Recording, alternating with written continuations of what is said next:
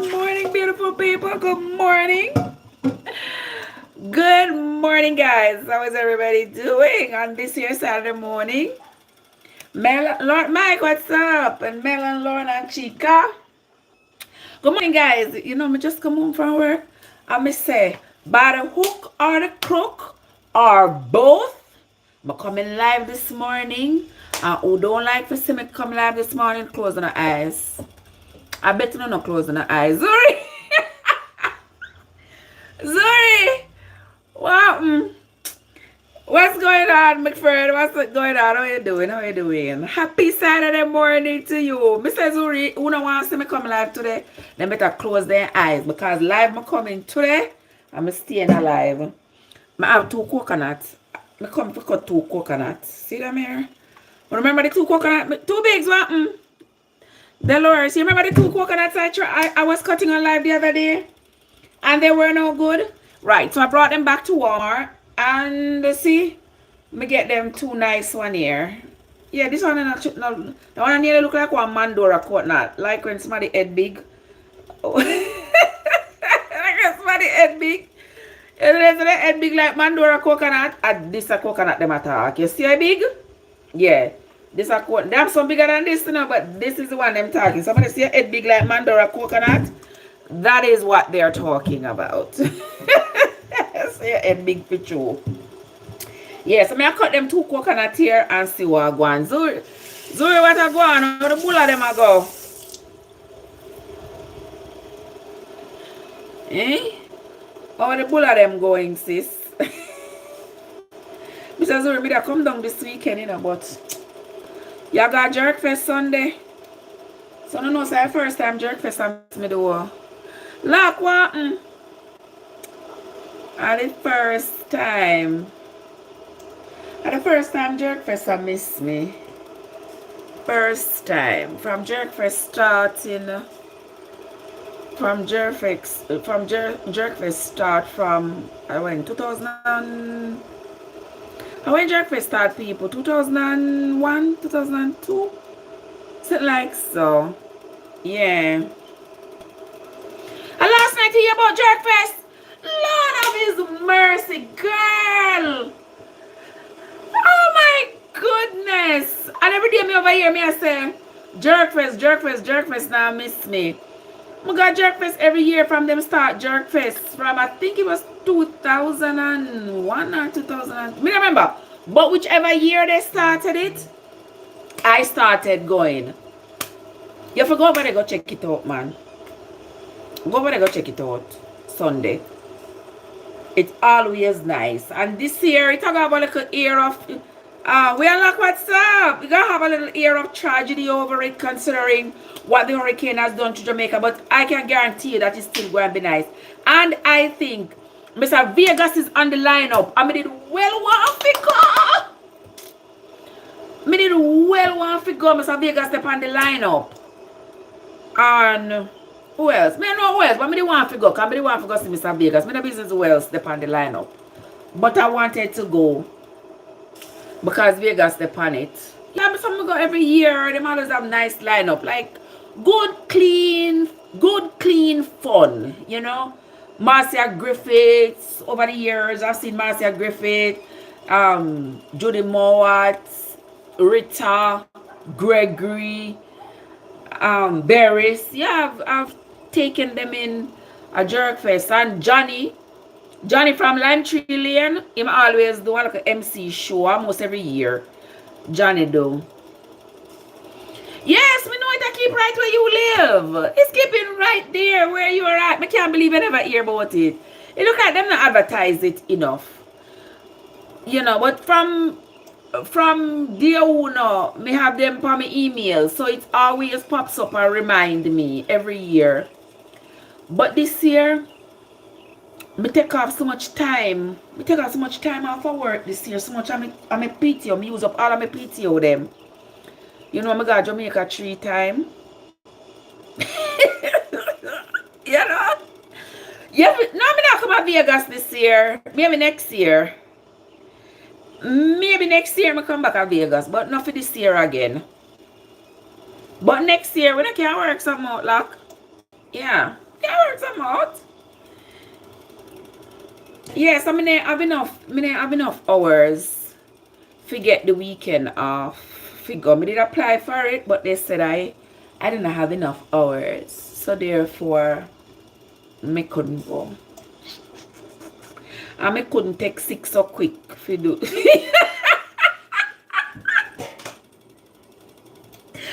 couldn't take 6 so quick for use sick time. So me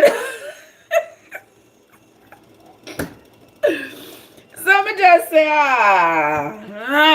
and I know I'm like outing with me and my grandbabies them. I'm like outing. Every year I take my grandbabies them go. So our little time together. And we get to go out there and go spin wheel and win this and win that. Come home with grocery bag and this and that, all kind of Grace products. Things from Publix. You know, so Publix is a sponsor. Has been Publix, Victoria Mutual, Grace. Yeah, all of the place there. We always go get all the past stuff. You have to go over there, Zuri. Go over there. You're going to love it. You're going to love it. I'm go early. Yeah, them have like Ricky Smiley over there. Usually over there too. Me meet Ricky Smiley over there too. And what the man the name again? What me I forget his name? Mr. Jamaica too. Chris Watton. Randy Bryan, what's up? Good morning. Where say all the politics? Me don't know. The politics of Jamaica, the politics, election done. Prime Minister, they have him hands full. The people them are trying to crucify the man. Why I say people, me say you know people you can't please people. Me say the people them are really something else. Me say the people them are going like say the man send the hurricane and the man sit down and twiddling thumb and watch them and suffer. But me say the people them are going bad. Oh, Steve Harvey. How Steve Harvey coming at this conversation? Steve Harvey is not Jamaican, no look Jamaican, no what Jamaican, no talk Jamaican. Eh? Maybe in a lifetime, I'm sure you get some Jamaican crew, but that's it. But anyway, that's not what I was talking about. Rena, what's up? How you doing? All right, why me there chatting me I go and ride and whistle, right me? Yeah, me I go and ride and whistle, so me have one pot here, so we look at hot water, because while me I talk, me I go make me little tea. And who don't know what kind of tea me I make this morning, right? Oh no, who want to guess? Who want to guess what kind of tea me I make? Zuri, I go on with yourself and I appreciate it. The reason why I mentioned Steve, because you mentioned Ricky Smiley. Oh! Oh, Ricky Smiley. Yeah, Ricky Smiley. Ricky Smiley, I met him at Jerkfest before. And Raoul Blaze. I met Raoul Blaze down there too. Yeah, if you go down there, Miss Kitty. Miss Kitty. Me don't let Miss Kitty go down there this year. Yeah. When I go down there, you see, yeah, Jamaican people, they might even have one little cricket match if you're going at the daytime. You might just want a little cricket match. They are bounce about for the kids. You know, miss me every year I go at Jerkfest. And this year was the year for me to be there. This year is the year for me to be there. But I can't call out of work. Can't call out of work, you know, yeah, man. I can't call out of work, you know. It have to go miss me this year. It have to go miss me. Yeah, it have to go miss me this year. I just saw the thing set. But let me make myself a little bit of tea. Yeah. This is some... So I put my little Lasco. That's all the Lasco I have left. So... Royal boy! Royal boy, my family in Jamaica. Well, the good thing is they're alive. The only thing is the houses have no roofs. All the trees. Yeah, you know, it's a long time I don't come scroll over the tube and see all the people over there. It's been a while. It's been a while. So I need to do that. Right, Shelly? Yeah, I need to do that, Lock. I agree with you. I need to do that one of these days. But I'm not going to be today. I just come from work, but I am determined. No matter what happened to me today, me I come live today. So that's what I'm doing. Shells, just what me make for breakfast. You know, sir, me not gonna eat nothing heavy. Me I make me little tea. This are me Jason, what's up? Paradise, a long time you not see me. Them, look here, I'm in the right here, so you know. I'm in the right here, so I'm not gone nowhere. How where you did gone? How where did gone, me not see you. Yeah, Jason said me dash him way. No, sir, me not dash you way. Listen, me make dumpling. Yeah, cry. Nobody cry. Nobody cry. Because sometimes I'm supposed to be here and I am elsewhere. I am over there on the couch. Or I'm in the upstairs, wrap up in my bed. Paradise, thank you. It's been a while. You're right. It's been a while. I'm not see if it's true. But here I am. Take me. Take me just as I am. Without one plea. Right, Jason? Yeah, take me. What do you mean by me if you make some dumpling? What kind of dumpling? You mean boiled dumpling? Boiled dumpling and what? Me I go up over there later, you know, we unlock. Yeah, before I go sleep, me I go up over there. Bring what? Ask what kind of tea me I make. This is avocado seed. This is avocado seed. This is the seed of the avocado. Okay. Grated, dried, and blended. Alright? Don't ask me why I'm drinking it. Go ahead and take a look. Because everybody have one computer in their hand. Everybody have a computer in their hand. So while you are at it, take a look in that computer that's in your hand and look at what it is good for, Shells. Yep. Yeah, look at what it is good for. Don't make me tell you, because me not go tell you no. Because I don't want them say me I give advice on medical. Right. Me don't want that. Right. So all I can say to you is take a look. You have the computer in your hand. Take a look and see what it is good for. And then you will know why I drink it. My mom have been drinking this thing now for, well, she's been drinking it for a lot, but more so over the last 18 years, she's been drinking it like chugging it. And she's still here. Yeah. I mean, I say it makes you still here, you know. But I'm just saying. You understand? Because it could be other factors. Because we don't know. No scientific study has been done to determine that it has done anything. But hey. Yeah. When they say she should go on her way, she didn't go anywhere. She's still here. Alright? So here I am drinking it. I don't drink it every day, no, but I drink it all the time. I don't drink it every day. I just drink it all the time. If that makes any sense. To me, it makes sense. Okay?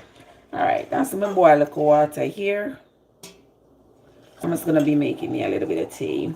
And we can chat about all the things that's going on. I don't know, so I rush on everything. Y'all know. Ricky?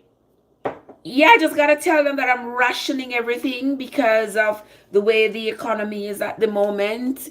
You know, I can't use a whole lot of stuff and I can't waste anything I cannot afford. Jamaican sister, what? So what me I drink? You know, say a little lasco with the avocado seed, the pear seed. Yeah, that's my tea this morning. Somebody said me make dumpling, but me don't know dumpling and what. Me never come for cook. Yeah, me never come for cook, you know. Yeah, I came was to chat with you a little bit, coming on, so no wonder say what happened to me. Yeah, me no wonder say what happened to me, because I not see me couple days. Yeah. So I say, you know what, when I come home from work today, by all means necessary, I have to come over here. Come see you, right? So here I am. And then I have the 2 little coconuts. Them not little still, them kind of big. See them there?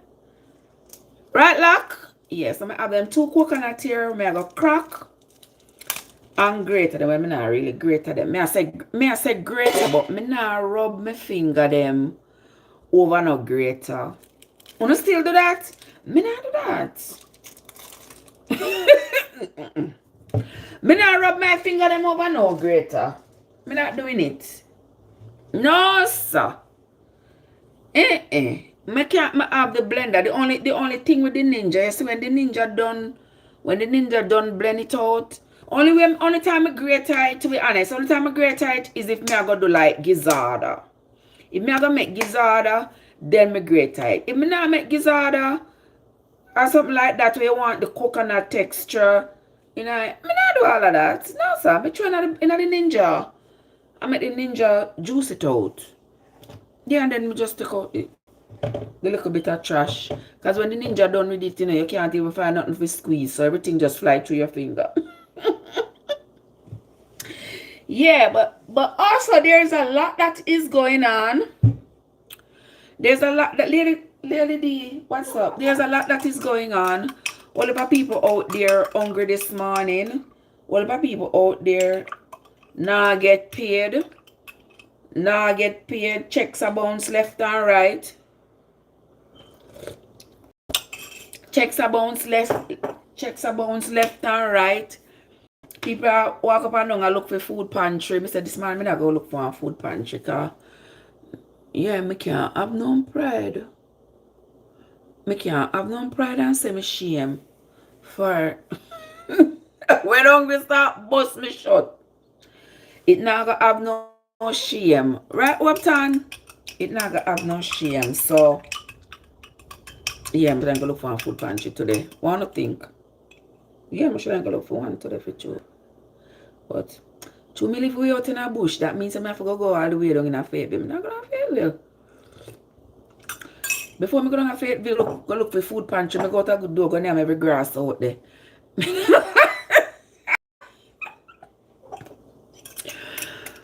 Before me go down, me not going down there. Nope. Me not going down there. I have to be serious situation.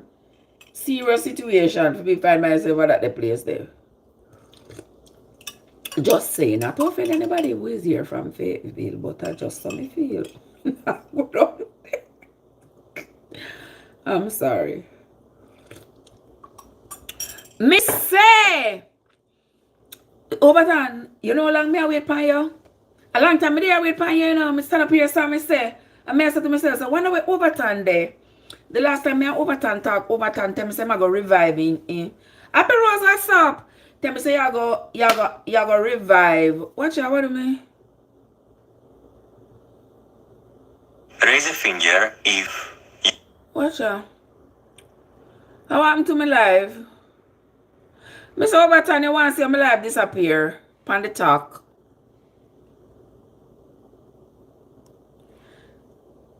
Me say you want to see my live disappear. The people them apologize. Yes, Anna. Anna what?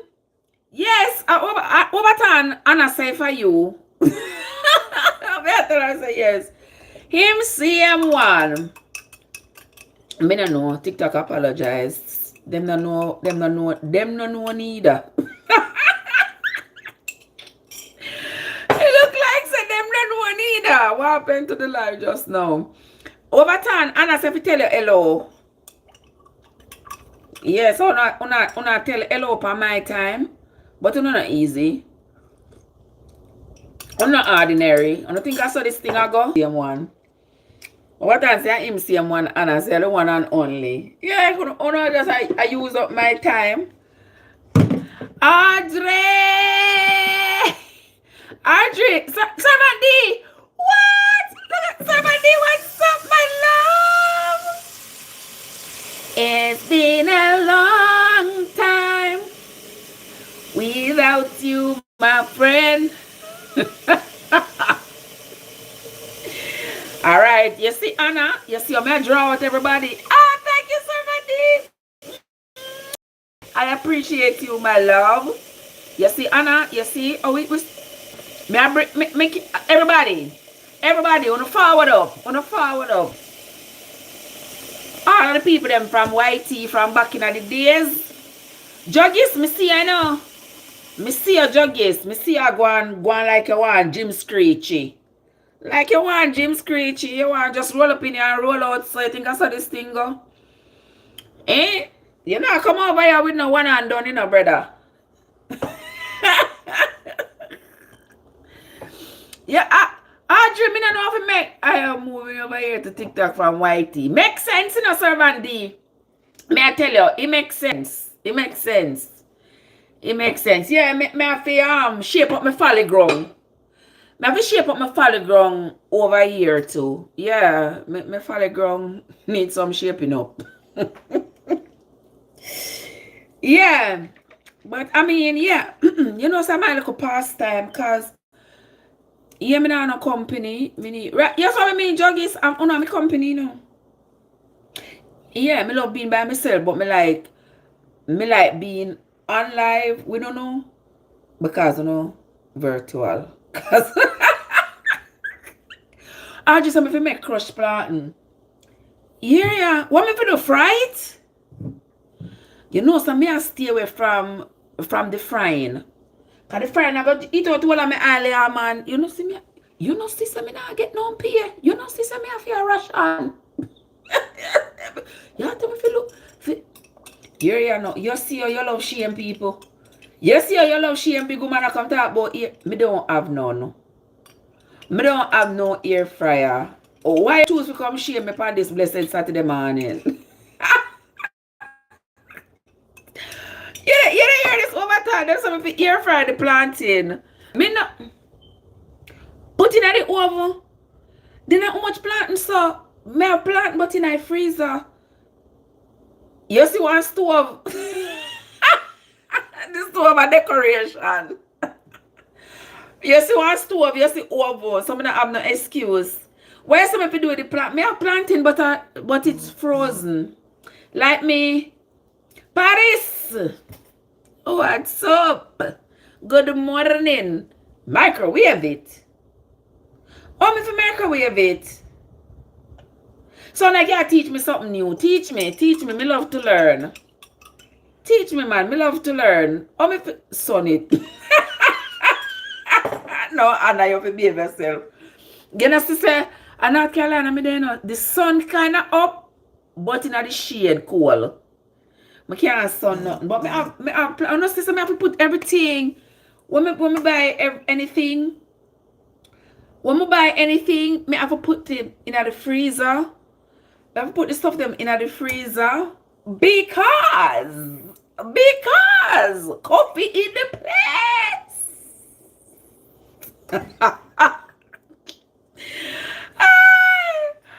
Coffee, what's up? Good morning, my love. How you doing? No, sir, Anna, I can't. Me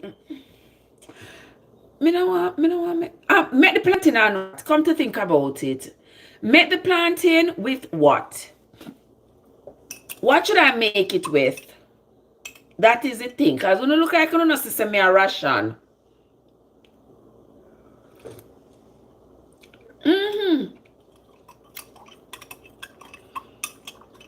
Yeah, me don't know when next me I get pay. Me know when next me I get pay. And when me do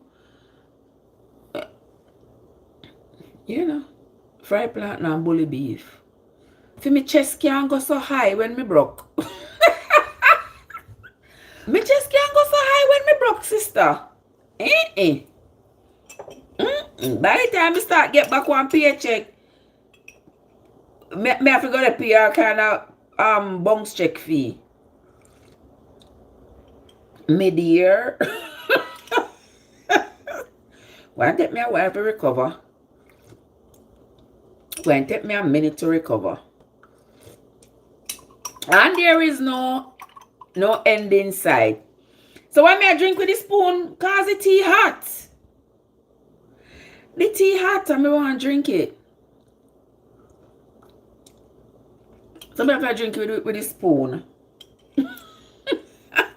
Yeah, you can't drink with spoon, you know. Mike, what? Me see a screechy come and a screechy go back, you know. We are cheap on with me. Nothing wrong with that, you know. Nothing wrong with that at all. It's virtual, so them not have to worry. Right, Anna? Yeah, them not have to worry. It's just online. It never go off a line. So you're gonna drink the like really, Sir Matt David.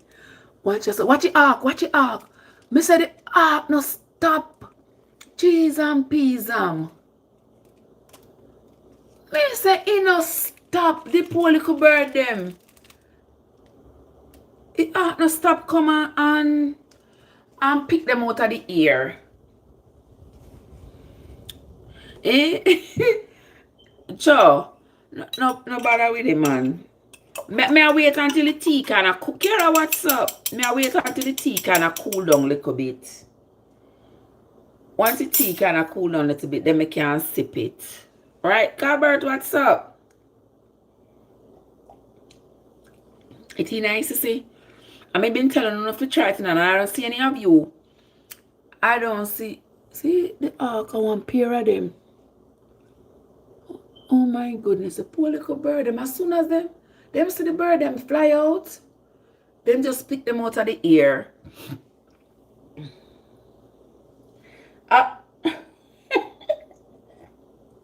Listen, I've been telling you all for a long time. Sparkle Muffin, my love, what?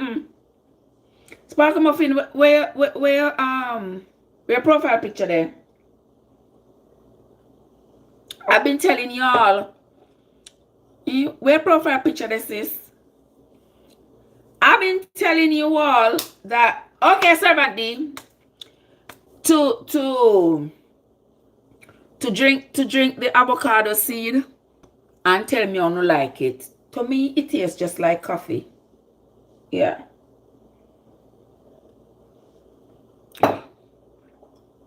Oh, you're gonna put it back today. Okay. Okay, wonderful. Wonderful. Yeah, so when I see the picture, I can't see it. Because when I see that blue heart, then I say, who that? I'm look on the name, I see you. I say, yeah.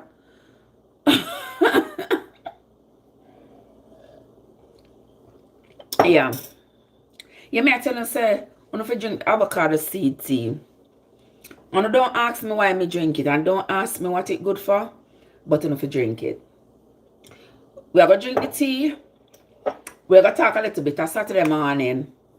On Saturday morning, so we are going to talk little things. We are going to dive in a little bit of religion. Not religion, you know, because you don't know, say, me not do. Yeah, put it back right now so I can see it. You know, do religion. But I do have discussions about the contents.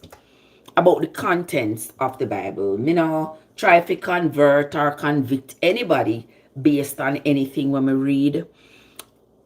Based on anything when we read in the Bible. No, me not do that.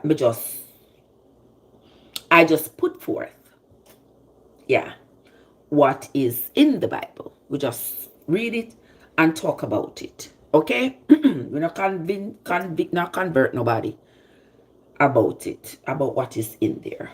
Okay?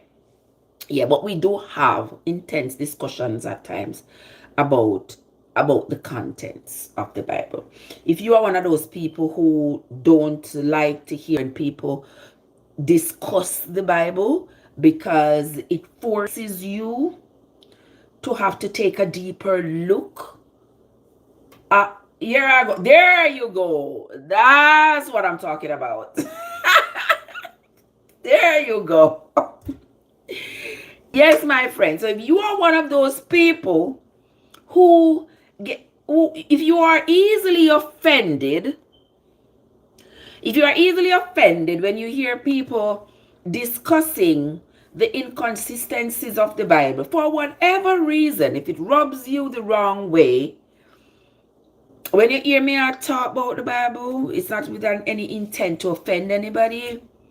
But if it rubs you the wrong way, you might want to exit to save yourself from, to save yourself from feeling hurt. Because I understand, anytime religion come into play, people get really hurt. People don't want to hear say, talk about the Bible, and I know the emotions that it evokes whenever you talk about the Bible. And for my sake, I read the Bible. Been reading it over and over and over again. And ever so often, I will share with y'all what I have read in the Bible. And I don't want to make up,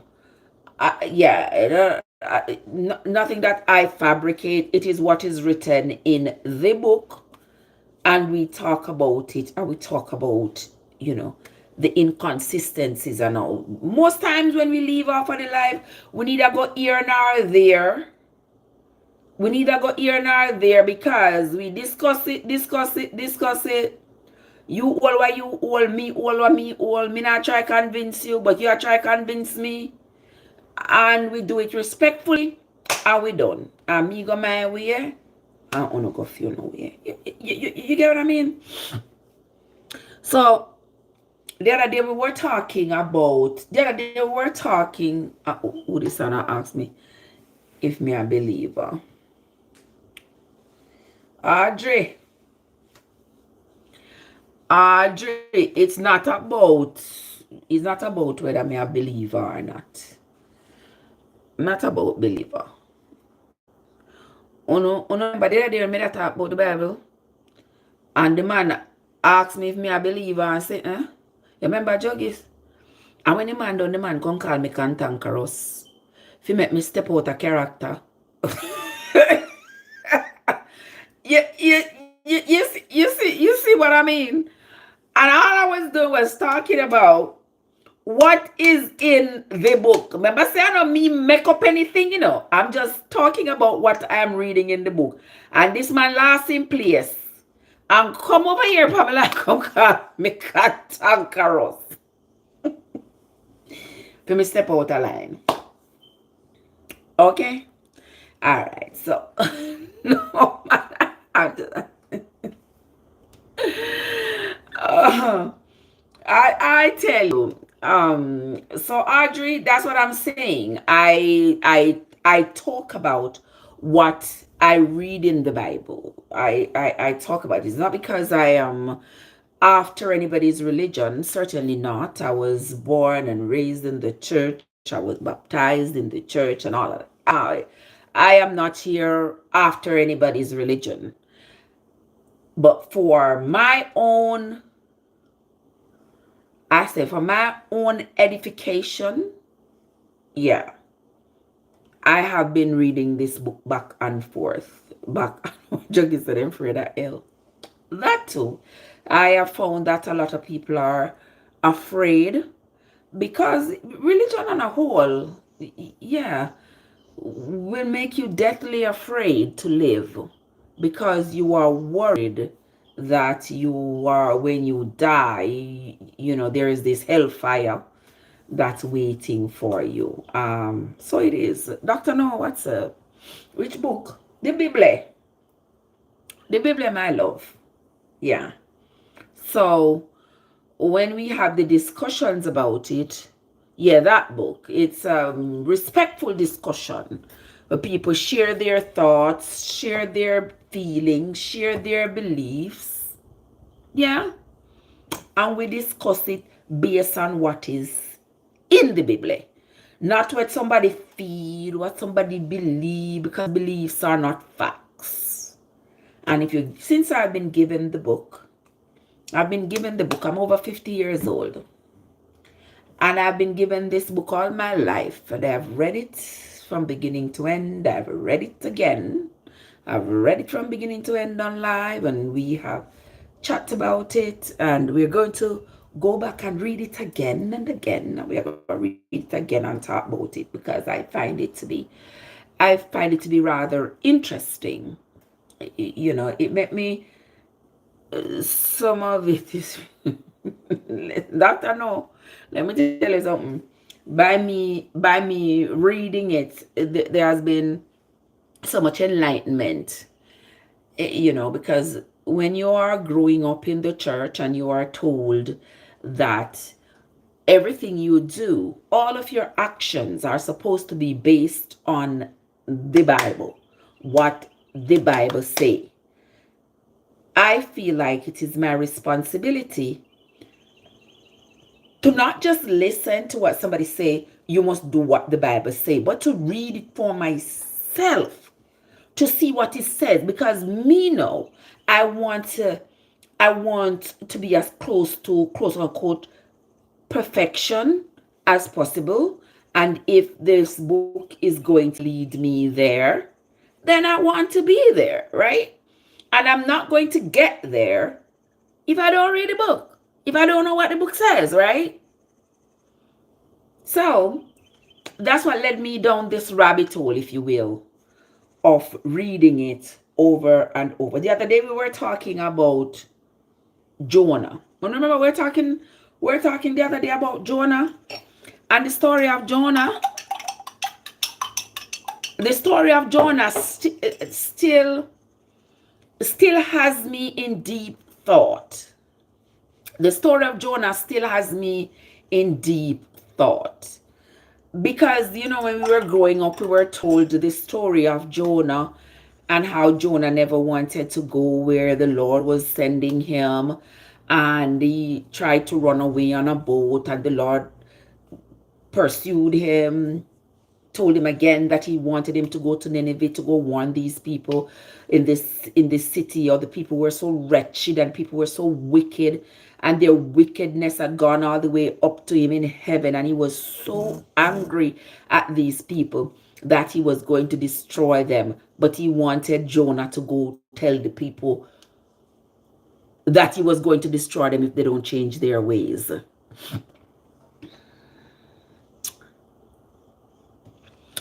Yes, Dr. No.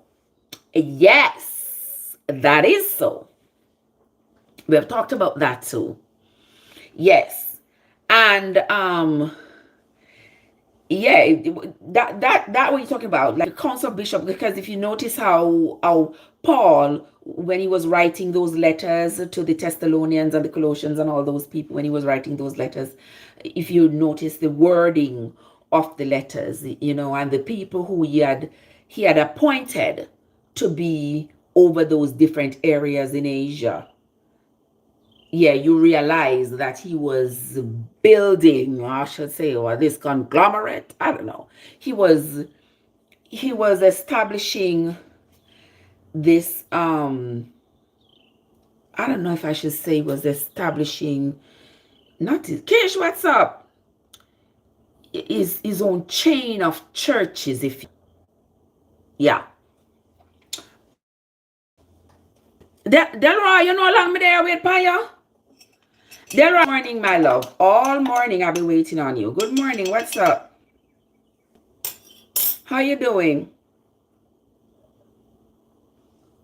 Yeah. Oh, yeah, there. Yeah, there work. Yeah, me there with pain from morning. Yeah, so I was. Oh, you said some of the books were removed to suppress knowledge. Well, that too is possible. That too is possible. But the thing is, as I was asking the other day, I was asking, somebody had said that too, that some of the books were removed because they didn't want us to know everything. And my question is, we've been given 66 books. However many books have been removed, do you think if those books were in the Bible, it would change the religious landscape of the Bible, do you think? Because I don't think if they had not removed those books, like it would have changed much. You think it would change? What do you think would change about what we have been presented with? Because if you notice, all of these are stories, so it will be just another story. Enoch, that Enoch that they said, the one they said walked with God, his story is not in the Bible. I'm always wondering why his story wasn't there. Nathan isn't there either. There are lots of other people who are considered to be notable people who don't have a book in there either. There's not a book for Abraham. You know, so it leaves me with a lot of questions. And as John had said, there is no way that all the writings of that time could fit in one book. So that explains it, you know. Yeah, I mean, those are writings of the time. Because remember, back then, the people were all encouraged to write. And those who wanted to be somebody, they wanted to be recognized, they were writing too. And people were writing, people were claiming they had dreams. And they're writing about these supposed dreams that they had. That is why there is so much inconsistency in the Bible, because it was not as though these people were being, it's not as though these people were being led by any inspirational figure that was encouraging them to be their best selves. They were living like ordinary people, submitting to their culture. Yeah, they were living ordinary, submitting to their culture. It's not like their culture was teaching one thing, and then there was this inspirational being who was guiding them on a different path. That's not what was happening. And that is why we find that the murders in the Bible and all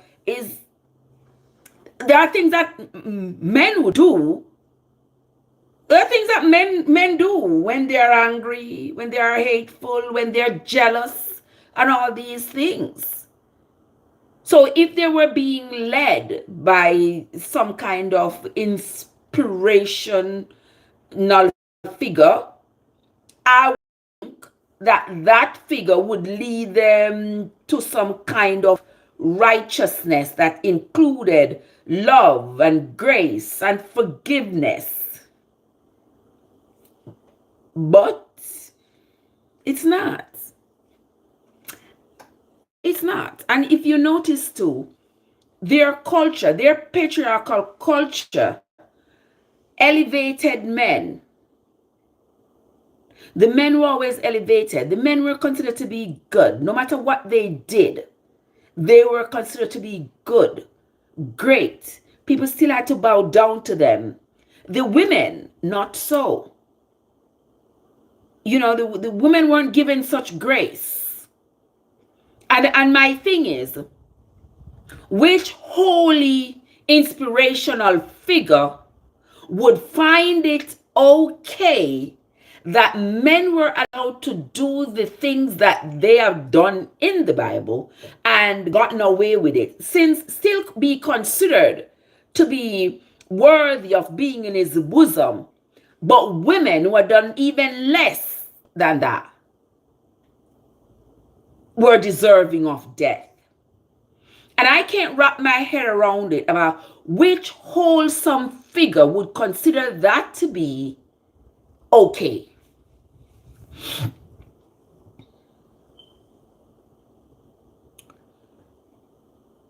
Yeah, and remember too, yes, Dr. On the books too. Remember, the books weren't written in one time. These books covered hundreds of years. They covered hundreds of years. And if you listen to how the writers write and how they refer to prehistoric events, you realize that it's not an inspiration they're writing from. They're writing from knowledge that they have acquired, even whether from reading or passed on from generation to generation, whatever the case may be. But it's not uniquely inspirational. So that leads me to a place where I'm going to ask a lot of questions, like, so where do we go with all of this information? And people say everything in the book was written by men, inspired by God, all of that. And if you go like to the book of Numbers, where you see a whole chapter and chapter of names, who was related to who and who was related to who and who was related. This seems to me like historical content, but not inspirational content. Just for people who don't know. Yeah, you got a point. If I'm reading a book and the book is telling me about who is related to who was related to who was related, I can't see anything that is inspirational about that. That's just history. That's history. Yeah. Might help me later on in the story to understand which John they're talking about, since there are several Johns, which James they are talking about, which Noah they're talking about, since there was more than one Noah, which Daniel they're talking about, since there was more than one. You see what I mean? So it will help me in the rest of the literature as I go along. But me not see where inspirational. Yeah. If you talk to me now about inspiration, I might get some inspiration out of the book of Psalm, where the people were writing. It's almost like they were documenting their feelings, because to them it seemed as though their God had abandoned them. They were being cast into slavery. They were being harmed. They felt as though their God wasn't showing up for them. And that is why you will find, like, in the Psalm, there is like all this like battle cry, like, God, where are you? Where are you? Why don't you show your face? Why don't you show up? If when you read the Psalm, you'll find, and the people documented their feelings in songs and poetry. All right. There were two, Dr. Noah said there's documented evidence that there were two Adams. I remember reading two Adams in the Bible. But I have no doubt that there probably were two Adams. And also because based on what I've read, I've come to the conclusion that Moses got his ideology. His ideology was not solely from himself. It was not that God inspired Moses and told Moses these things. It was Moses, who was raised in the Pharaoh's house. This sort of, we're going to say, this religion that Moses brought to the people was what Moses was taught in Egypt, in the Pharaoh's house. And Moses had his little tweakings to it. Moses tweaked it. Yeah, Moses tweaked it his own way to have his people follow him. But the Egyptians had their theory of creation that was similar. to Moses' idea of this creation. And I find it kind of weird that the creation was spoken about even before Moses was born. You know, I find that weird. Yeah, like when I'm reading the Bible and the Bible starts talking about in the beginning God created heaven and earth, blah, blah, blah. And then later on in the story, way down in the story, Moses is born. And I'm just like, okay. I could almost understand if that part of the story was written by Noah or the 8 people who were saved in the ark. I could kind of understand if that part of the story was written by one of the 8 people who were in the ark. Because remember, from all the way at Genesis, God flooded the earth, and everything burned up. And I mean, everything wet up. Everything was destroyed. And it was only Noah, his wife, his 3 sons, and their wives. And these were what God considered to be wholesome people. He said he had searched the earth and he could only find these 8 people who were worthy. Where's this Scaramanga if them all white? Me don't know.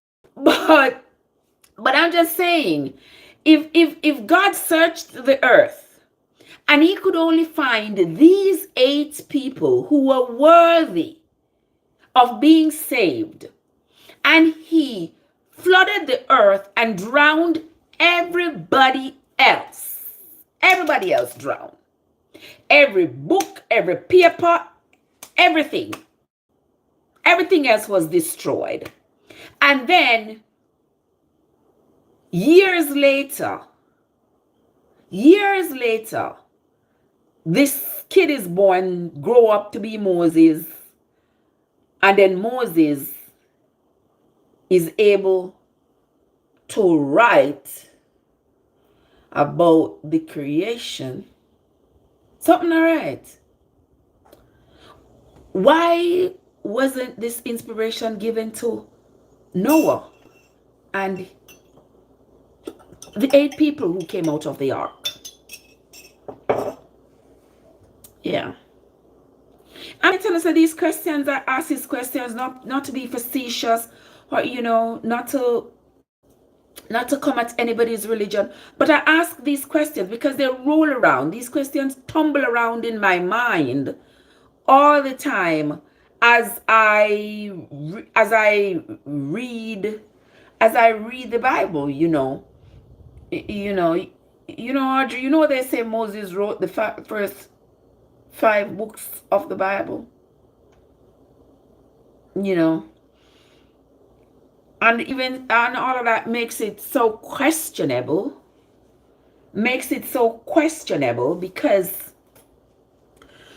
Because when you start to read, when you read it and you hear that Moses died on Mount Pisgah, they don't know where Moses' grave is. That tells you that that's not a first person speaking. That's a third person. Where say, can you tell me whose generation and here no living? What you mean, Shade? I get you. Whose generation? I don't know. Either something missing out of the sentence or I not get it. One or the other. I don't know. One or the other. See if I tell me that again. I let me see if I catch it. Dolores, what's up? Yeah.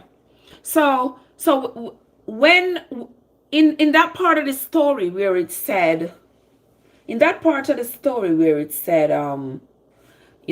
nobody knows where Moses is buried. That not sound like first person speaking, like the dead man, right? That sounds like a third party speaking, right? And listen, I'm just coming from a place of logic, I'm just coming from a place of logic. I'm not taking on any of this, I don't want to say crazy, but I am coming from a place of reality. Let me say that. I'm coming from a place of reality. In the fantasy and all of that. Yes. I like when things are real and make sense, if you will. If it not make sense, then me I go call it out and say it not make sense. Joseph, good morning. From morning me out here wait for you. Me say from morning me out here wait for you. From morning me I wait for you. I'm gonna chat a little bit. So me come out here, especially like this Monday, Saturday morning. Me come out here, me chat like a Bible chat.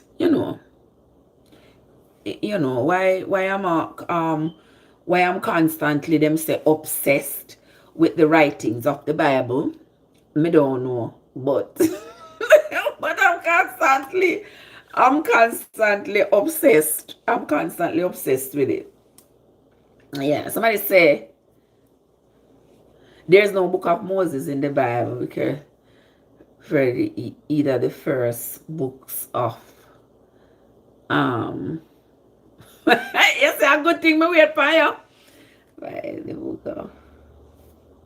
book of Moses is not in the Bible because the term can refer to either the 5 books. The term what? The term Moses. You said the term Moses can refer to the first 5 books. What do you mean? What do you mean? Talk to me, man. Make me understand. Because I don't argue where I argue, I don't argue where I argue. I don't fight where I fight. I talk where I talk. Yeah. Where say Joseph is a good weight? It better be. It better be. It better be a good weight. Yeah, I'm glad to say what time of day now. See, they're almost 10 o'clock. Joseph, I so late you wake up. Come on now. You have to do better. You need to do better. Especially on a Saturday morning. Your family in Jamaica, alright? Your family in Jamaica, okay? Yeah, for my family, them. Well, they're alive. Just the roof, them. I know. The road, them, the tree, them drop down. So I'm going to go back to Jamaica. I don't have no breadfruit forget. I don't have no breadfruit forget. I don't have no ackee forget. Yeah, breadfruit tree, ackee tree, pear tree. Everything drop a ground. Everything they are grown. So it's going to take us years for them grow back. But at least we have life. Oh, this a text me. Really? Yeah.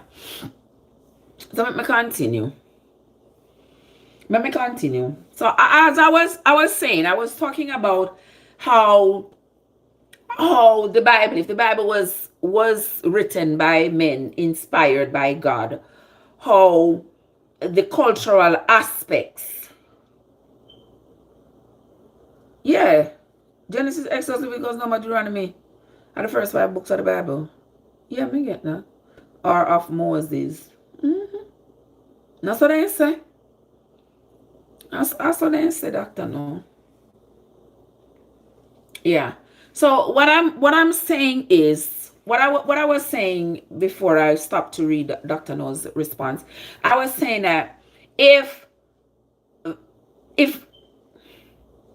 the Bible, when you read the Bible, you notice that the Bible incorporates earthly culture.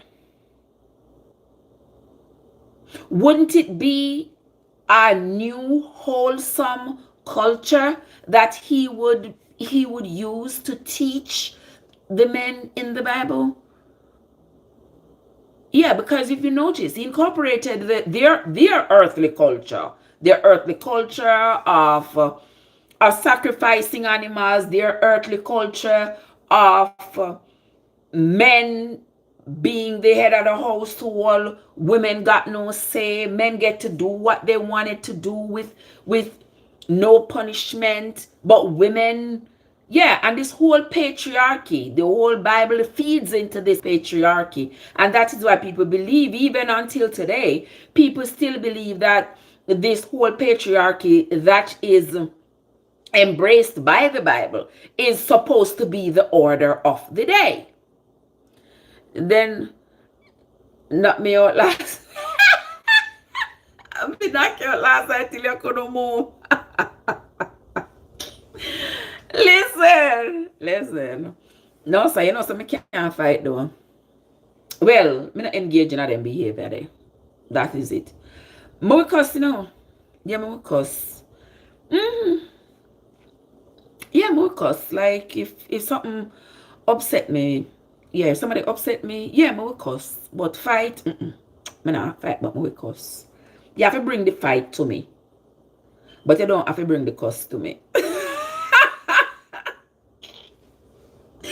Yeah, true. If you get me upset, yeah. If you come at me on a bad day, yeah, me will cuss.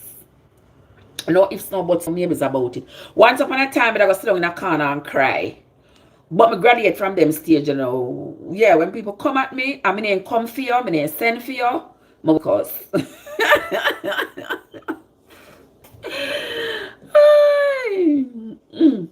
All right, see, Dr. Noah says some of these other books, the Tobit and Judith, First and Second Maccabees, Wisdom, Sirach, Barak.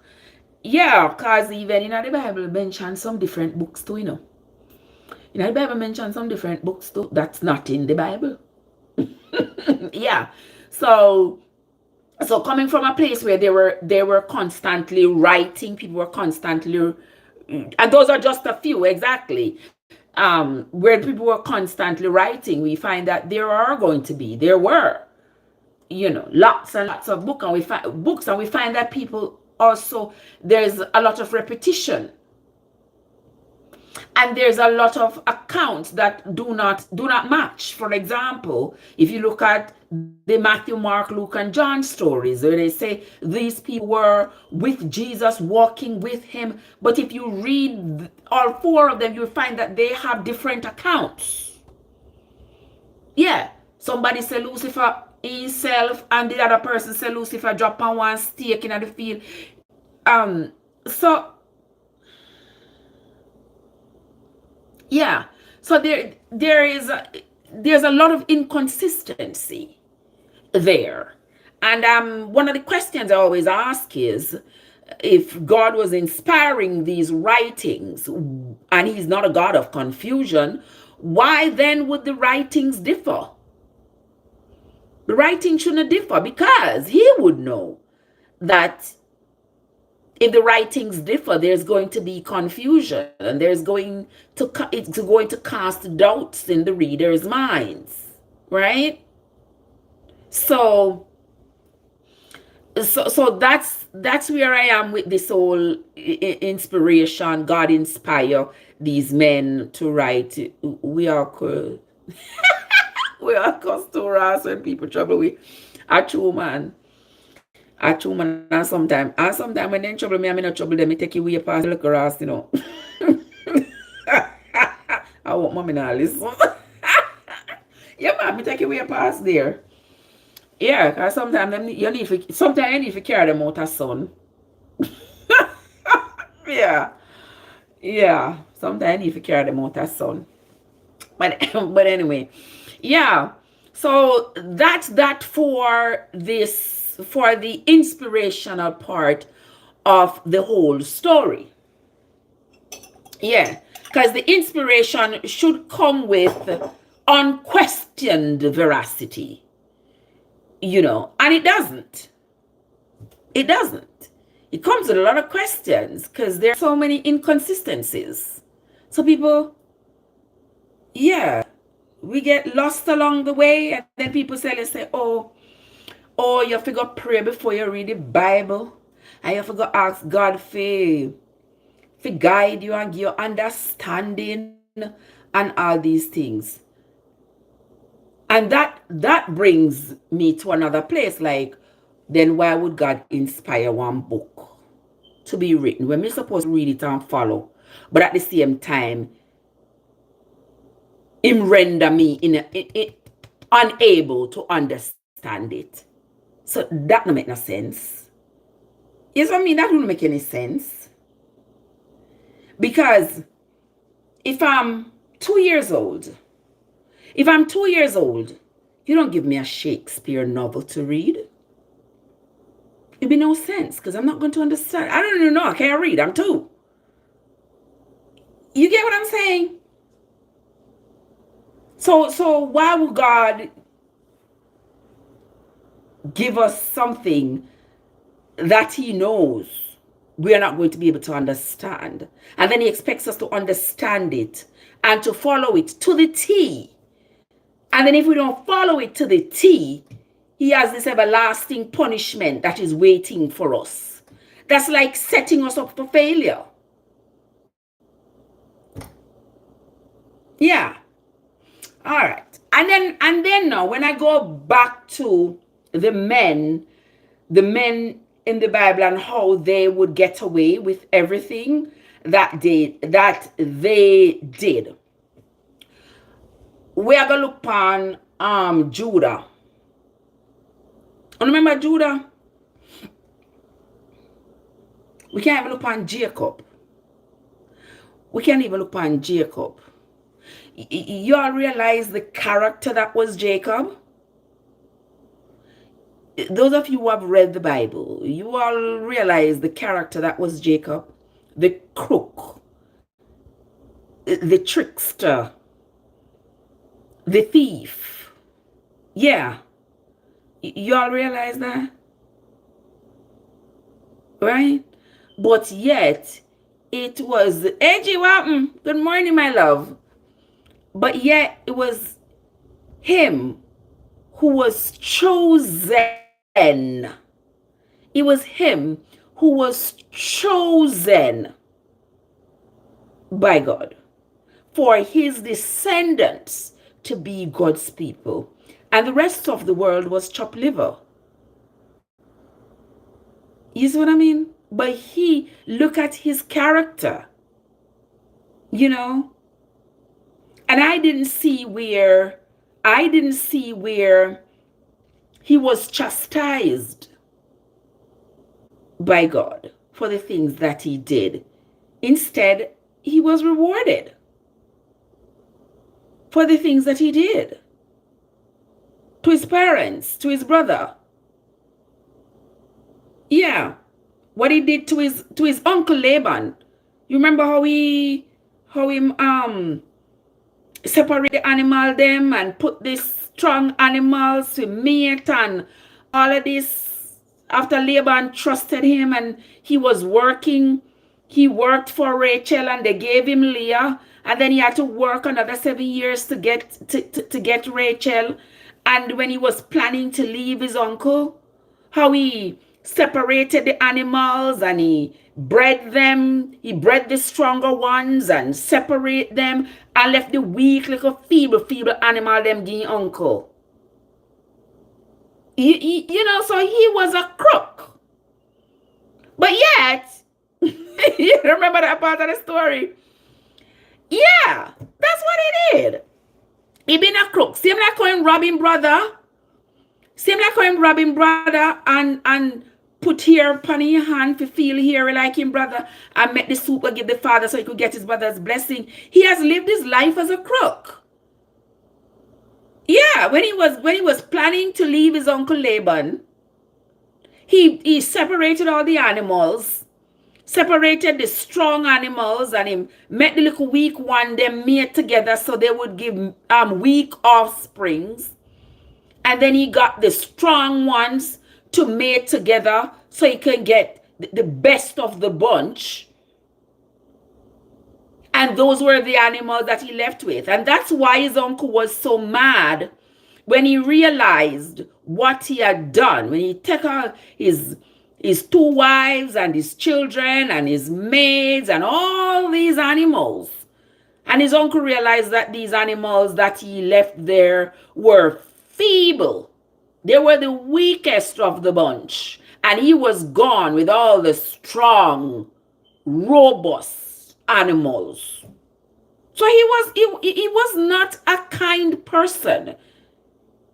But he's the one who was chosen, according to the Bible. He's the one who was chosen, for his descendants to be the chosen people. His brother Esau, I believe, would have been more noble. Don't you think? Based on what I have read, I would think that Esau would have been more noble than Jacob. Yeah, that's what I would think.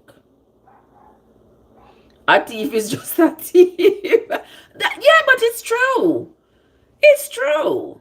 He was crooked. He was a crooked son of a gun.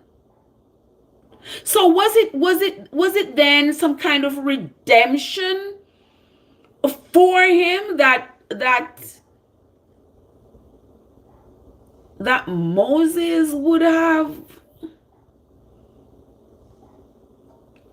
claimed that God said these things? And my thing is, where was Esau's redemption of some sort? I keep saying that it seems as though when you read the Bible, it's as though God plays favorites. He plays favorites, and oftentimes this favoritism is not fair. It's not fair across the board, because even all the way 14 generations later, when the children of Israel are dragged off to Babylon and the city is burnt, even then the descendants of Esau have to be hearing Jeremiah telling them how much God is going to burn them up and destroy them, because they smirked, they laughed, they mocked the fact that Nebuchadnezzar destroyed the city, pillaged and plundered it, and unalived all these people there. And the children, the people in Edom, that legend, what's up?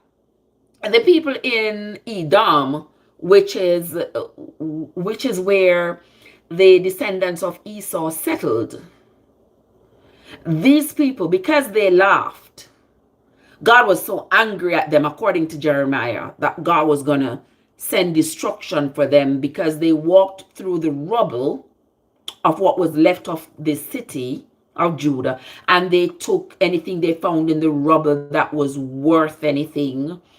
They took it, and they laughed, and they said, look at y'all. Imagine y'all claim to be the chosen ones. So where was your God when your city was burning down? And just for them saying that, Jeremiah is going to call down God to say God should come burn them up. So I don't see the grace. I don't see the forgiveness. I don't see the love that I would have expected to see. Me not see it. Because most of it I see, it seems as though instead of mankind working off of God's directions, it's the other way around. Yeah. In my humble estimation, based on what I have read. All right, so we talk about Jacob. We are going to talk about, I missed it worse, but we want to talk about Judah. Judah was another one. Judah was a son of Jacob. And Judah, he was something else, you know. All right.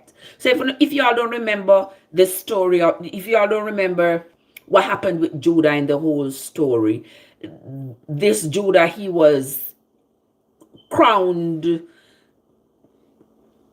high priest in his town, if you will, as were almost all of Jacob's children were revered men who all the people respected. So Judah was one of those men, well respected. He had the authority to enact punishment for anybody who did not follow the laws. And he, if you don't remember the story, if it were that they should follow their own laws, Judah should have been stoned to death. He should have been.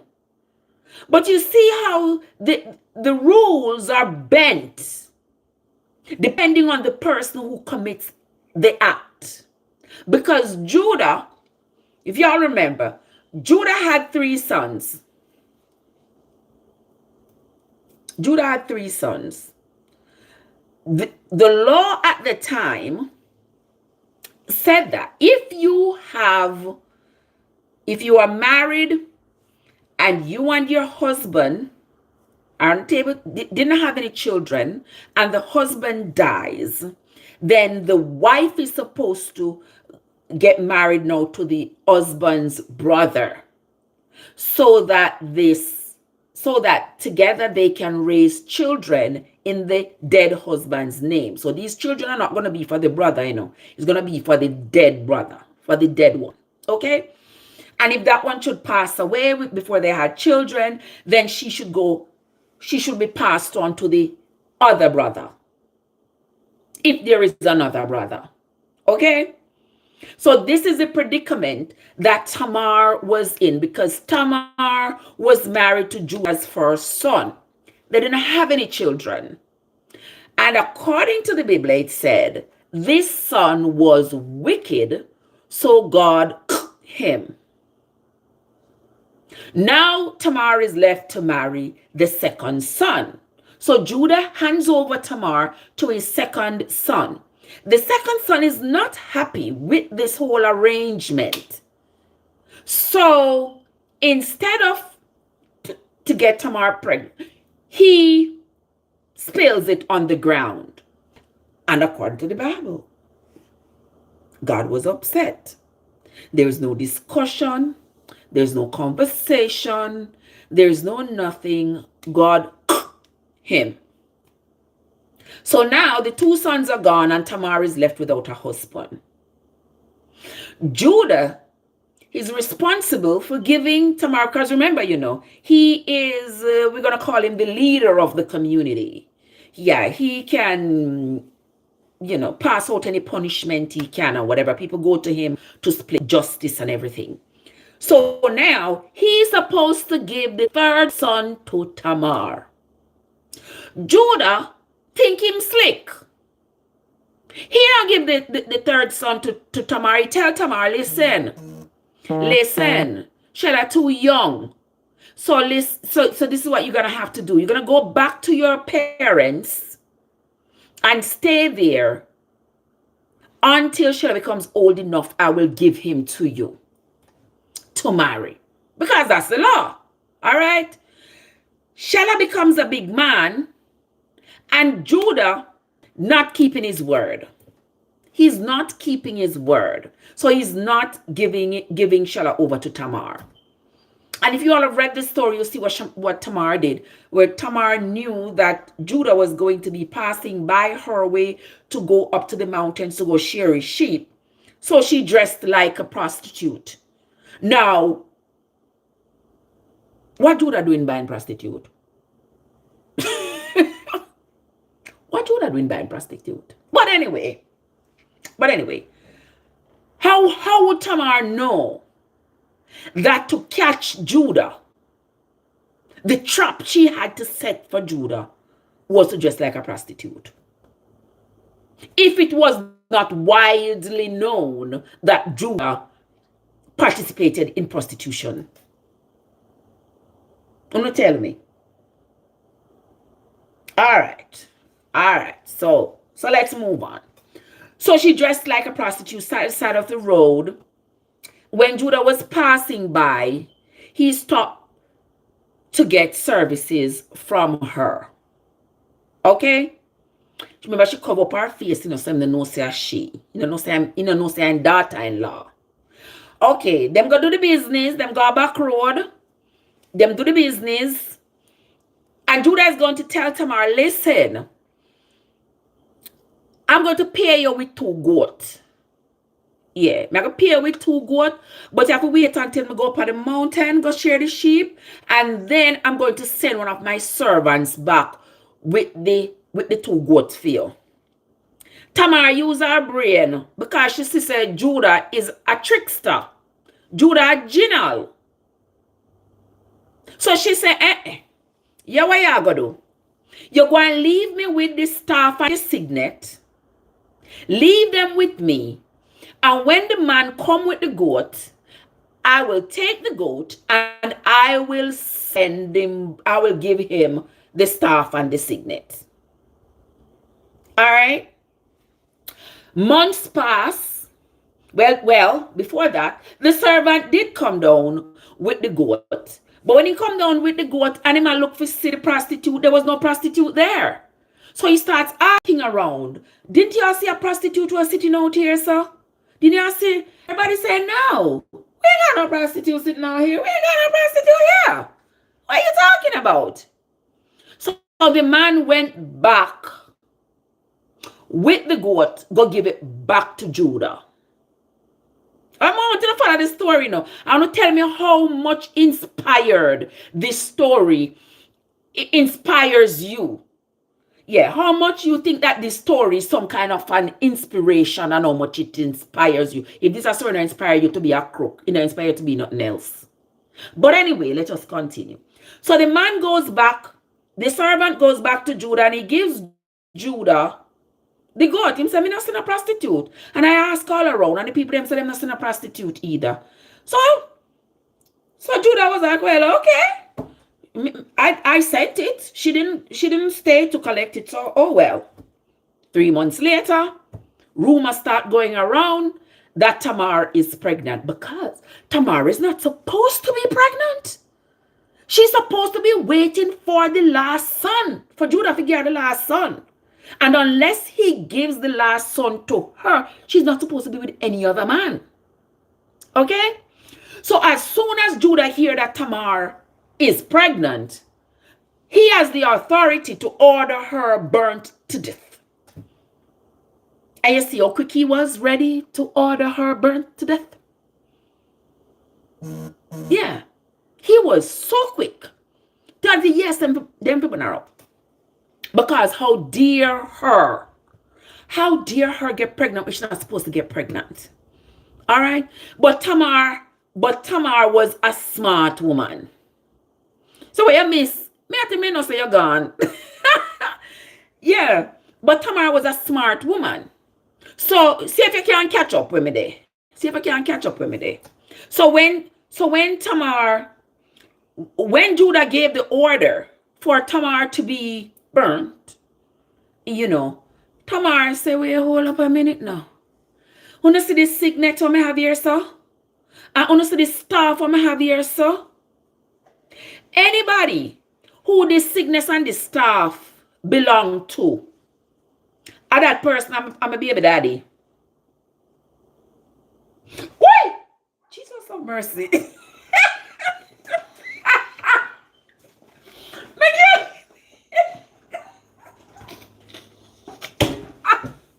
Gavin, I don't know. I didn't expect my daughter. You just tiptoe come so, like, seriously, you couldn't make one little sound let me hear so you come. But anyway, the pity just tiptoe come and frighten. Look out on the side of me, I used to sit and move. think I want dopey. But anyway, all right. So yes, doctor. Now make we go back to. I'm frightening your friend. But anyway, make we go back to the story.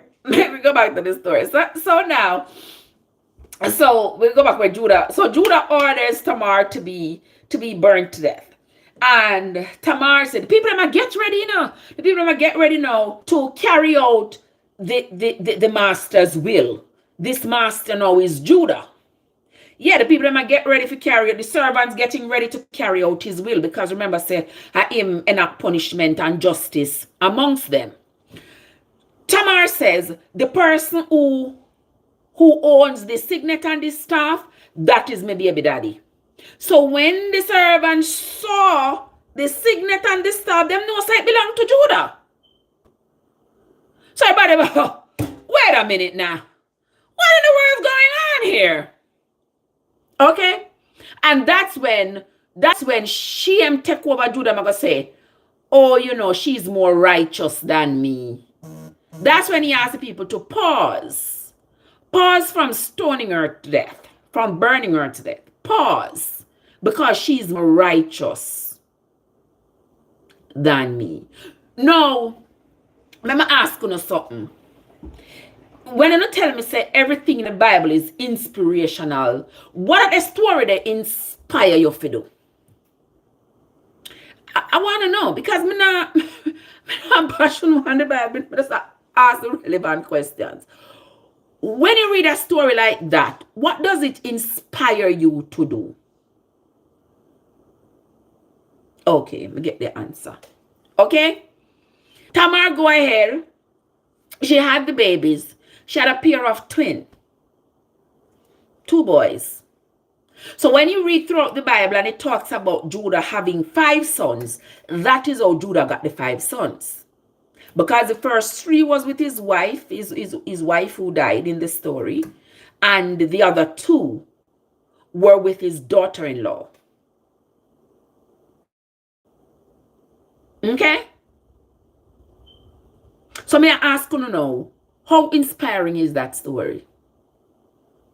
And Judah was the son of Jacob, and Jacob, the descendants of Jacob, supposed to be chosen, and them supposed to be blessed, and they're supposed to be so different and so much better than everybody else.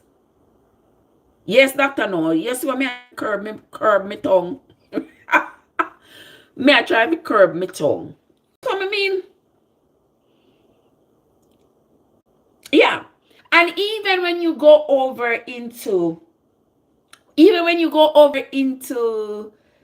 the, yes, Doctor, listen, I'm so used to getting people, people coming at my inbox and I go tell me all the things that's going to happen to me and all the things that God go do me and sickness. I'm so used to it that it not bother me anymore.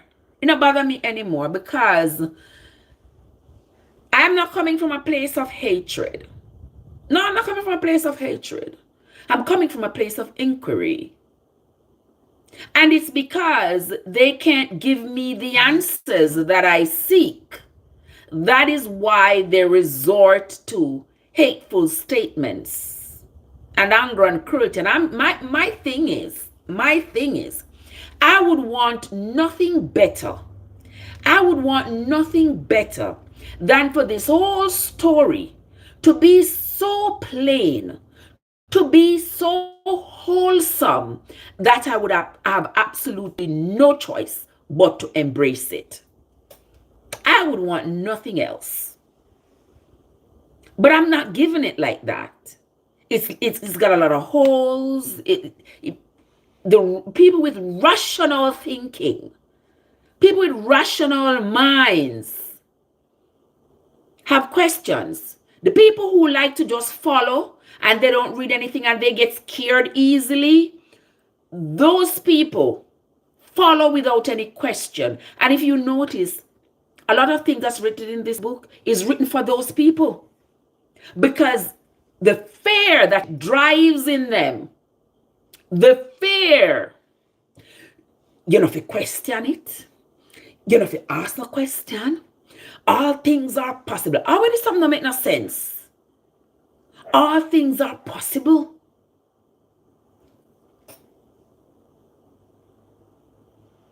But no stop and say, no, sir. All things might be possible, but when me read this, this didn't look possible to me. It don't look like it make much sense. You know, if you notice when they talk about like natural phenomenon, like it's when you read them talking about fire coming up from the earth.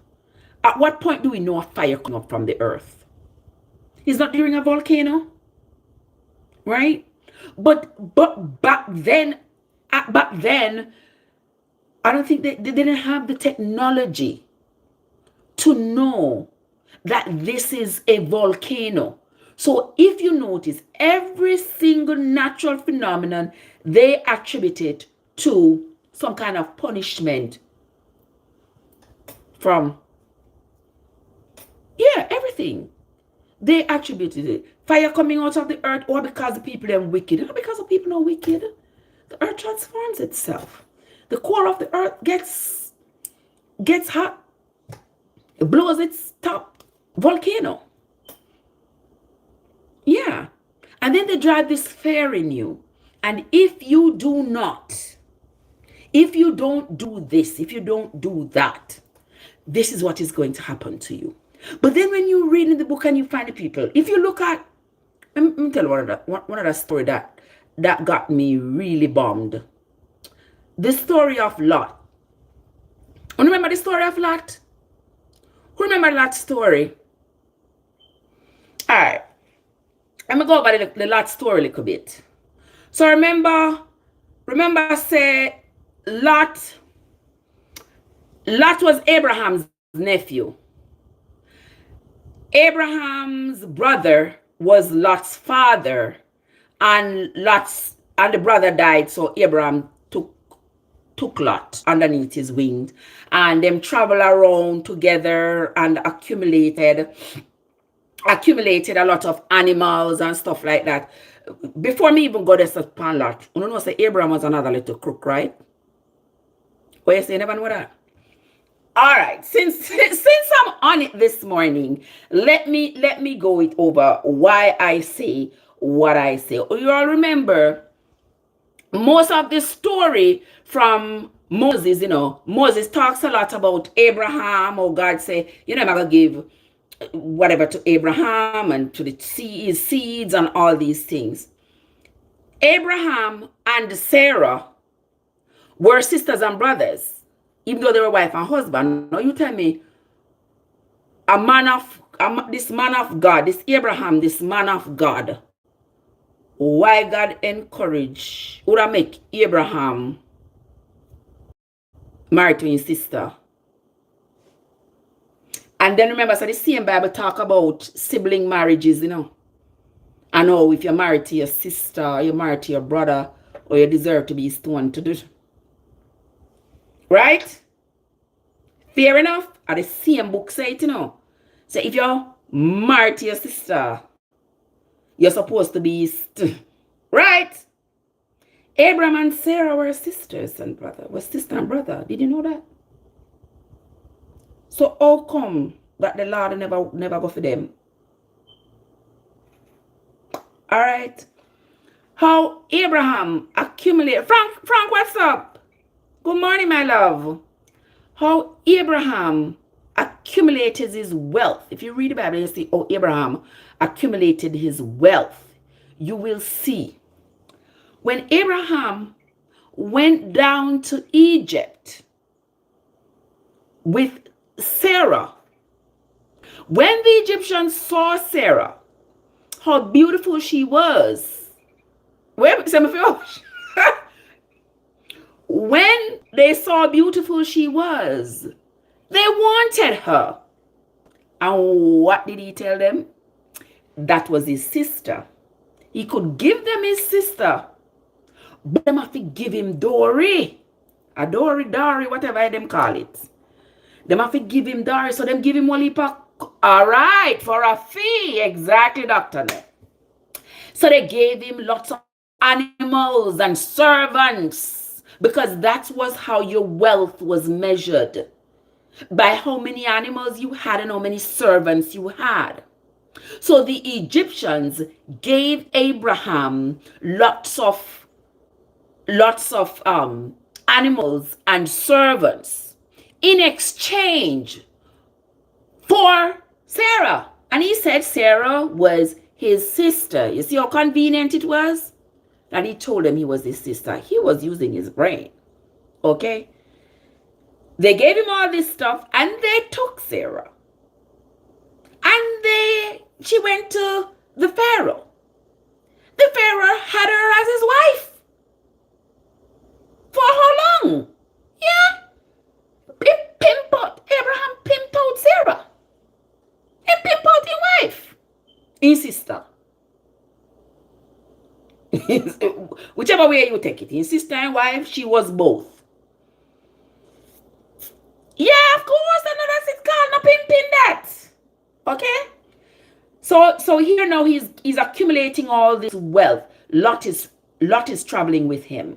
Because remember, I take Lot. So Lot is traveling with him. When they left and they went, was it to Canaan? I don't remember. But wherever they went after that, he did the same thing. He told the king there that this was his sister. That was after him pimp out Sarah and get all them get from the Egyptians them now, you know. So he might travel now and collect wealth. Now he went to this other place. King Abimelech. Was it Abimelech? You don't come because my brain not as young as it used to be. But when he went there, he did the same thing. He pimped out Sarah again. Because the king saw her and how beautiful she was and whatever. And he pimped her out again. They gave him lots of servants and animals and all these things. So his wealth was growing. He was accumulating servants and animals. Getting rich. Him rich is a grower. So you want to tell me, say, the man up there, so. What them say up there, so. And they say, Abraham, I'm bosom. At what point was he going to tell Abraham, say, no, sir, we do not look too right. I mean, I agree with that. Am I supposed to take inspiration from that kind of behavior? Okay. I want to think about that. Okay. So then after Abraham, Mark Springer, what's up? That's how Abraham became Pharaoh by the law that the king slept with a married woman. Yes, that? That's how Abraham became Pharaoh? That's how Abraham became Pharaoh? When did Abraham become Pharaoh? A pharaoh was an Egyptian king, an Egyptian ruler.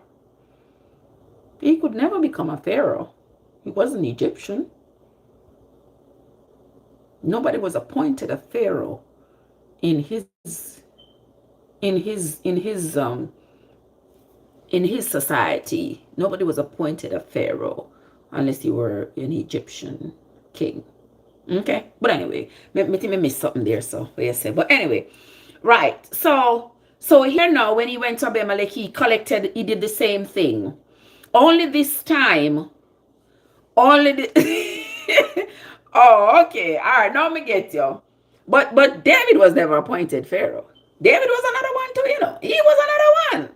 I soon get to him a little bit. But anyway, yeah, so here Abraham now accumulated all of this wealth. Okay?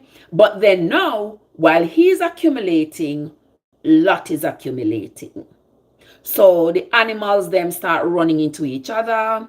The servants running into each other. it just seemed like there's just too many of them, in this nomadic life. There's just too many of them. So they decided that Lot was going to go one way and Abraham was going to go one way peacefully. So that's what they did. And Lot went down to the place that was ended up being Sodom and Gomorrah. Lot down there having a good life. Having his good life. He have his wife, he have his children down there. But the people down there around him, the men are, with men and all of this that is going on down there, according to the Bible. So let me tell us that this thing here, men, is not new. But anyway, in Sodom and Gomorrah, this is what was happening. And then remember, this supposed angel was passing by Abraham, and him and Abraham had a conversation, say God sent him down to Sodom and Gomorrah to go destroy it because of how the people were wicked down there. I always ask myself, like,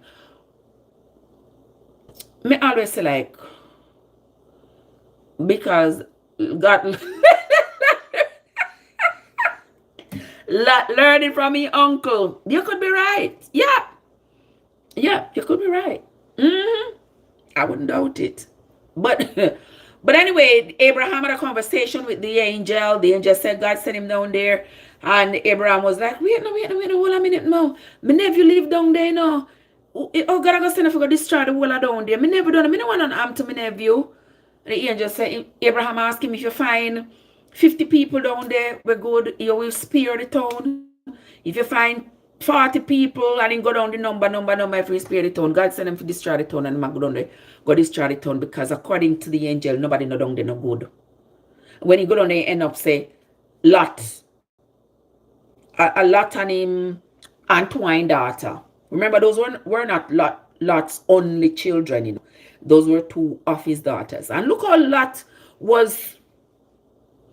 We're not talking about inspiration. We question every thought of inspiration, because if you all remember, when the angels had come into Lot's house and the men surrounded the house, was beating on the door because they wanted to get in. They wanted to get to the angels. They said the angels were men, and these men were beating down the door to get into the house, to get to these men so they could take them on a back road. You don't know what I mean? Right? How comes Lot, I got tell the man them say, yes, we gonna get with the angel. How comes Lot, I got tell the men outside his door, beating down his door, wanting to come in to get the men? I say, me again, me two of my daughter them is still in here. These were the two daughters who were not yet married, who had not yet left home. Me two daughters them in here are virgin, Me can't give them to no one to do whatever I want to do with them. What a wicked father.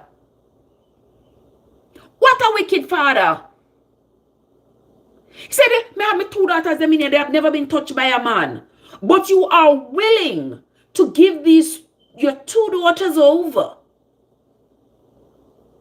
to the man that may lit down your door. I tell us they want to come in there for the man them in there. What? All right. That pass, them struck blind, story moves on.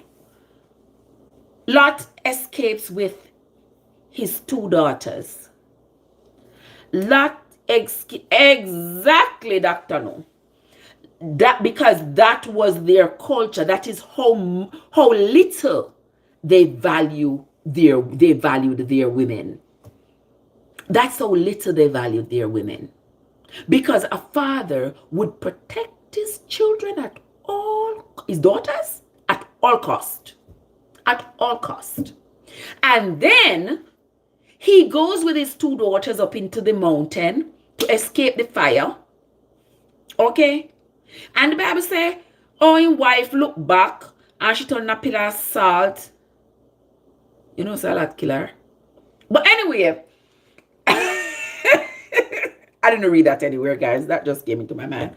I didn't read that anywhere. Don't say I read it, because I never read it anywhere. But imagine that I look back and logical. I do like the two daughters them and get rid of their wife. But anyway, I come at that about. I come at that about right story about woman done pillar assault. No man not done no pillar assault. Lot wanted the two daughters them for himself. He wanted the two daughters them for himself and get rid of their wife. But anyway, based on how the story is, I have no doubt that that is what happened. I be a lie. I true. Where's them if you So they go into the mountain, and it's just Lot and these two daughters. The oldest daughter becomes concerned because she says, listen, it's just us and our father up here in this mountain.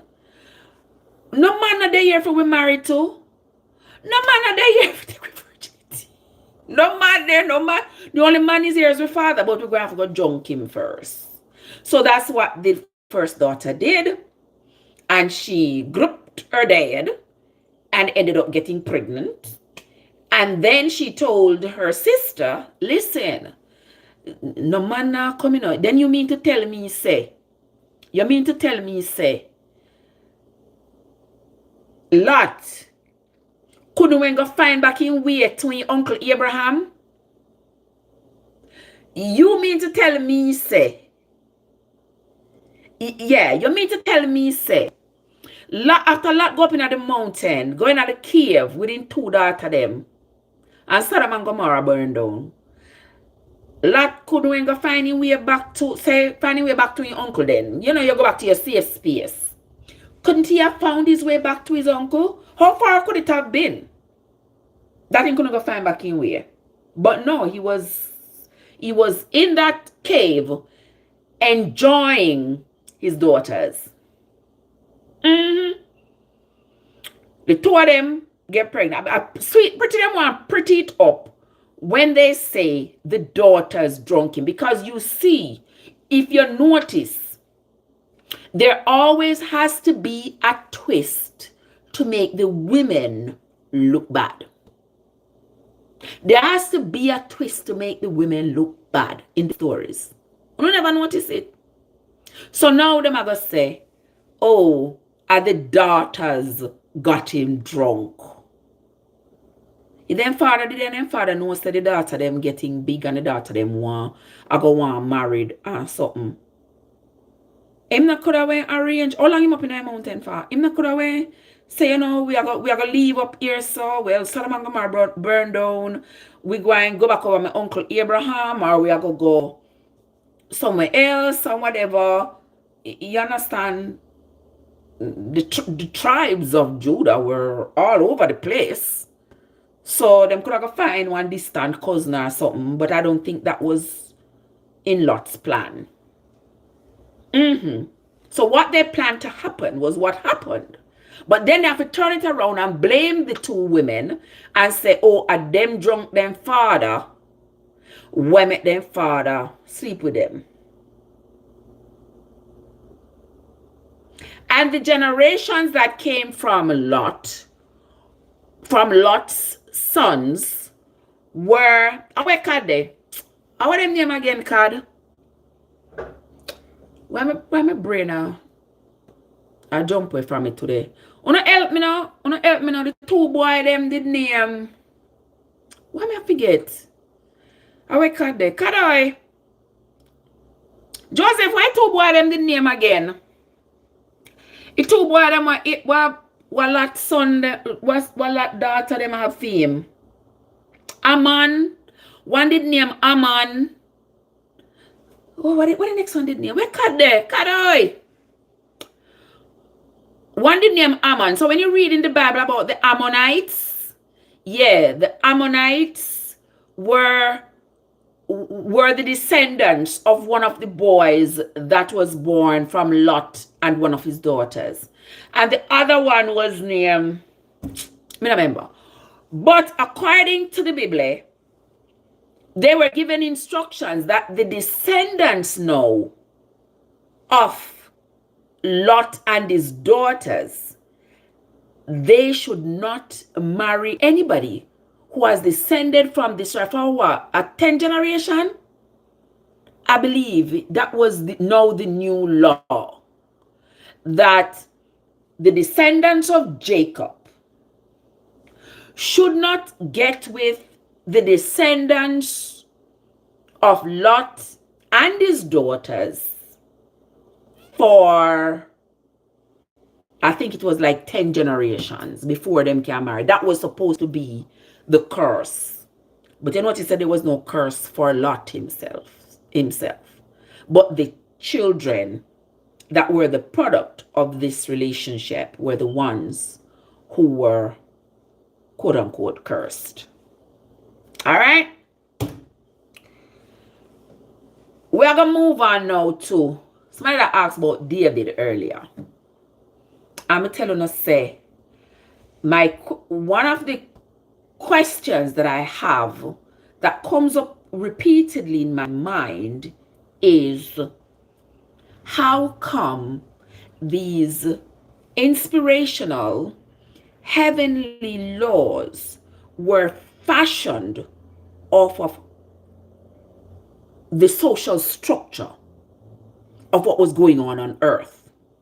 I found that to be very concerning, because I would think that the social structure on earth would need a revision once the inspiration from above is brought into play. That's what I would think, because it would come to cleanse the social structure that is already established on earth. But it seems as though the inspiration that supposedly came from above incorporated the social structure on earth into its thought. So that would tell me that didn't come with his own plan. He came and worked with what was already established on earth. I could be wrong, but I'm just saying that that's how I see it. Because he didn't come and say, all right, this is what I want you to do. This is what I want you to not do. No, everything was fashioned into what was already happening.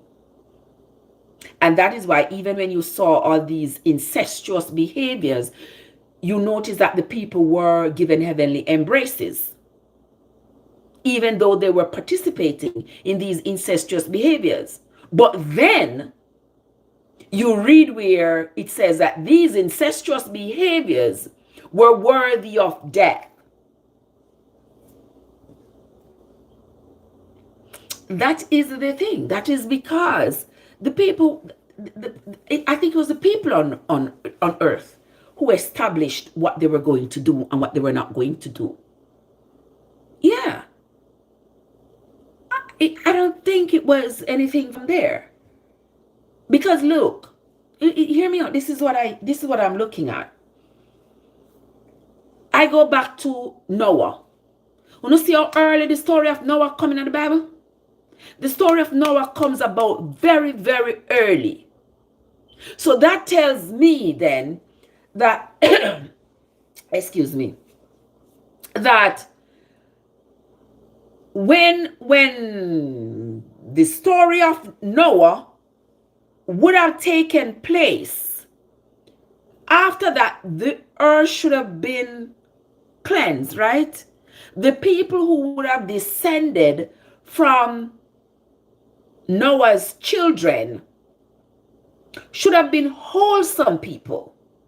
Don't you think? Those people should have been sinless people. Because remember, according to the Bible, it said God searched the earth and he could only find these 8 wholesome people. Everybody else was worthy of death because everybody else was so evil and so wicked. So he had to put them to sleep in the water. So he put all these people to sleep in the water, and he had these 8 wholesome people. And yet, when he let these 8 wholesome people out of this ark to go repopulate the earth, where did this sin come from for them to use again? Like, make me understand it because me not get it. Me not get it. You don't get what I say? Let me say it again. So if God say, he's so disgusted with the earth, he's going to destroy it because all these people on the earth are so dastardly wicked. He's going to destroy them. All right? But he's searching because he's got to find some people who are not worthy of death. And he found 8 people. And he put the 8 people in this ark. And he put everybody else to sleep in the water. Then when these 8 wholesome people are let out of this ark to repopulate the earth, these 8 people end up repopulating the earth with sinful people. And my question is, why does this seem like it's a game? Like, why? Did you intend to cleanse the earth or did you intend to play games? Because if you intended to cleanse the earth, then there shouldn't be any more sin. Because that's what you were getting rid of. Am I not correct, people? That's what you were getting rid of. You say you were getting rid of the sin, of the sinful people, because the sins of these people had such a stench, it had gone all the way up to heaven. So, and that's not how you wanted your world that you created to be. You wanted the people to be nice and kind and sinless, right? So you pick these 8 people you consider to be wholesome. And yet these 8 people procreated people who were full of sin. And you have the ability to make those people sinless, but you didn't. So what you want? You want them sinless or you want them sinful? You desire them sinless, but you make them sinful. The math ain't nothing to me. It ain't nothing to me. Because if you have the power, to make them how you want them. You can just snap a finger, so. You can just snap a finger, so, and they change.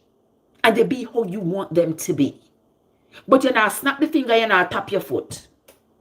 Only thing you have is fire and brimstone for rain down upon them. So where are we going with this? What are we doing here? And these same people, these same 8 people who you said were so wholesome, they procreated. Exactly, Frank. These people you claim to be so wholesome, they reproduced all these sinful people. And the energy that contributes to all this sinfulness, you are the one who created this energy.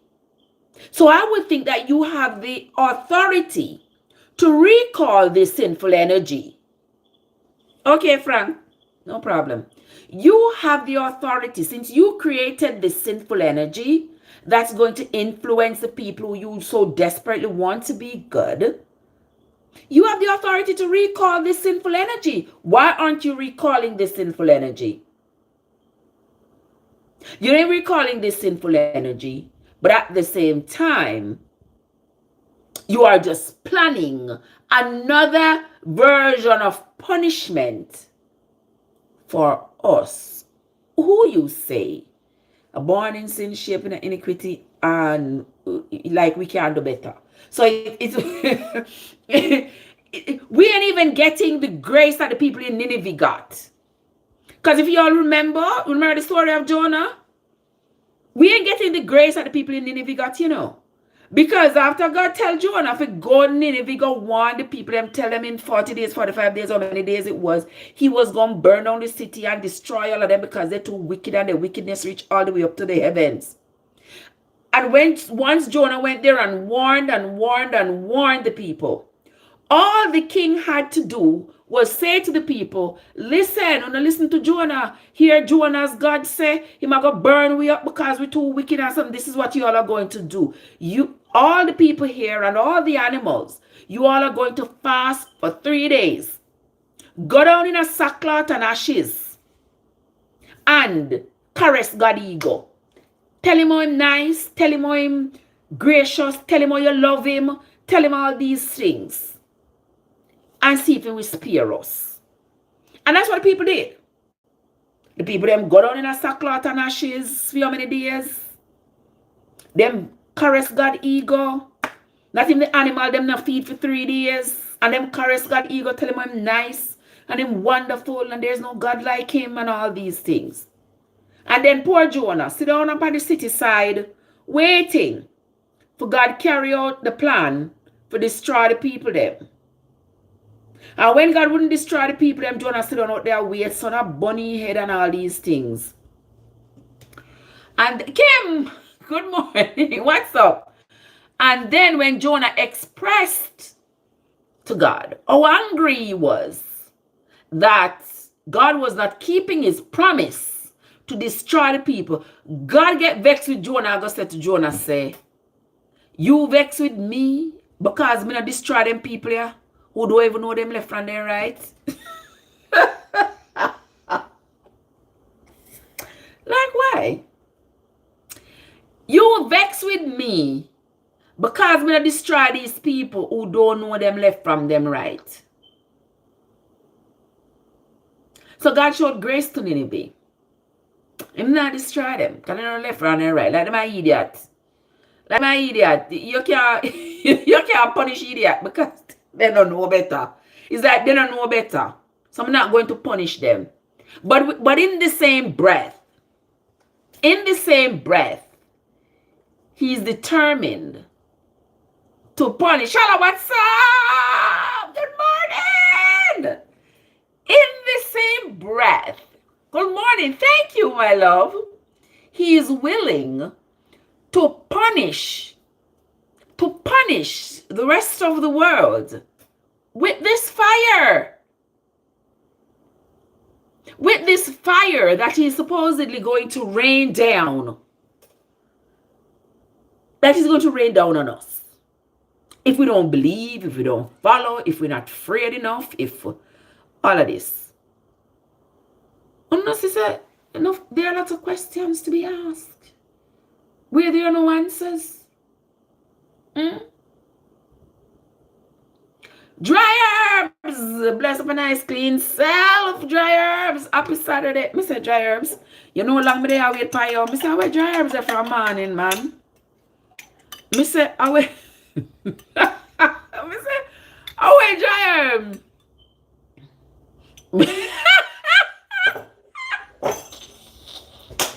Kim.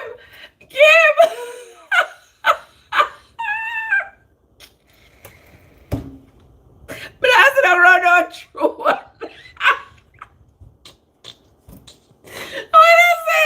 I want to say, Nicky got an L headway. I can't with you, yeah. You can't do me so. Oh my God. No, I said, Nicky doesn't run out through one. Nicky got a hell headway. I can't with you. But listen, I'm being honest here. I'm being fair. I'm being truthful, because when you read the Bible and you are seeking clarity and the clarity isn't coming and you refuse, because that is me. I refuse to just put it down and say, oh well, out of the Bible, some of us are gonna go on with it. No, I refuse to just say that and just to make me go on with it. No, because if the Bible I'm supposed to follow it, it's supposed to make sense. It's supposed to make sense. And it not make no sense. It not make no sense. That's why you're not going to hear me out here all the time asking questions. You're not going to hear me out here all the time asking the questions that pops up in my mind whenever me read the Bible. Because I'm not just a person where you're not going to just tell me say, this is not the Bible. Me have to read it to myself. Me have to get the context. Who I talk? Who is speaking? Who are they talking to? What are they talking about? Does this make sense? Does this conversation make any sense? Yeah, me have to read it and listen and read the whole thing. Because even when we talk to them about Jeremiah, somebody asked me about Jeremiah earlier. Yeah, Jeremiah. No, I mean, I go with Jeremiah yet. I talk about David because I was talking about the two girls being virgins. Because don't make me a chat so much. Don't make me run left my thoughts. And I was going to talk about how those people, right, Juggies, back then, their culture valued virgins in a different kind of way. Yes, they did. And why I say that? Because when you see the story of Lot I was just talking about, right? With Lot's two daughters. When you look upon David, if you remember the story of David, when you remember, say, when David was old, decrepit and in his bed, getting ready to be gathered amongst his people. You know, in the Bible, when them say you're gathered among your people, that means you're dead, and them take your body, go bury it in a burying ground where your generation them bury. Right? So David was getting ready to be gathered among his people. You remember what the servants said? The servants said, the master is old. He's getting ready to be gathered among his people, but him now get no heat. And the Bible's word that, you know. But he's not getting any heat.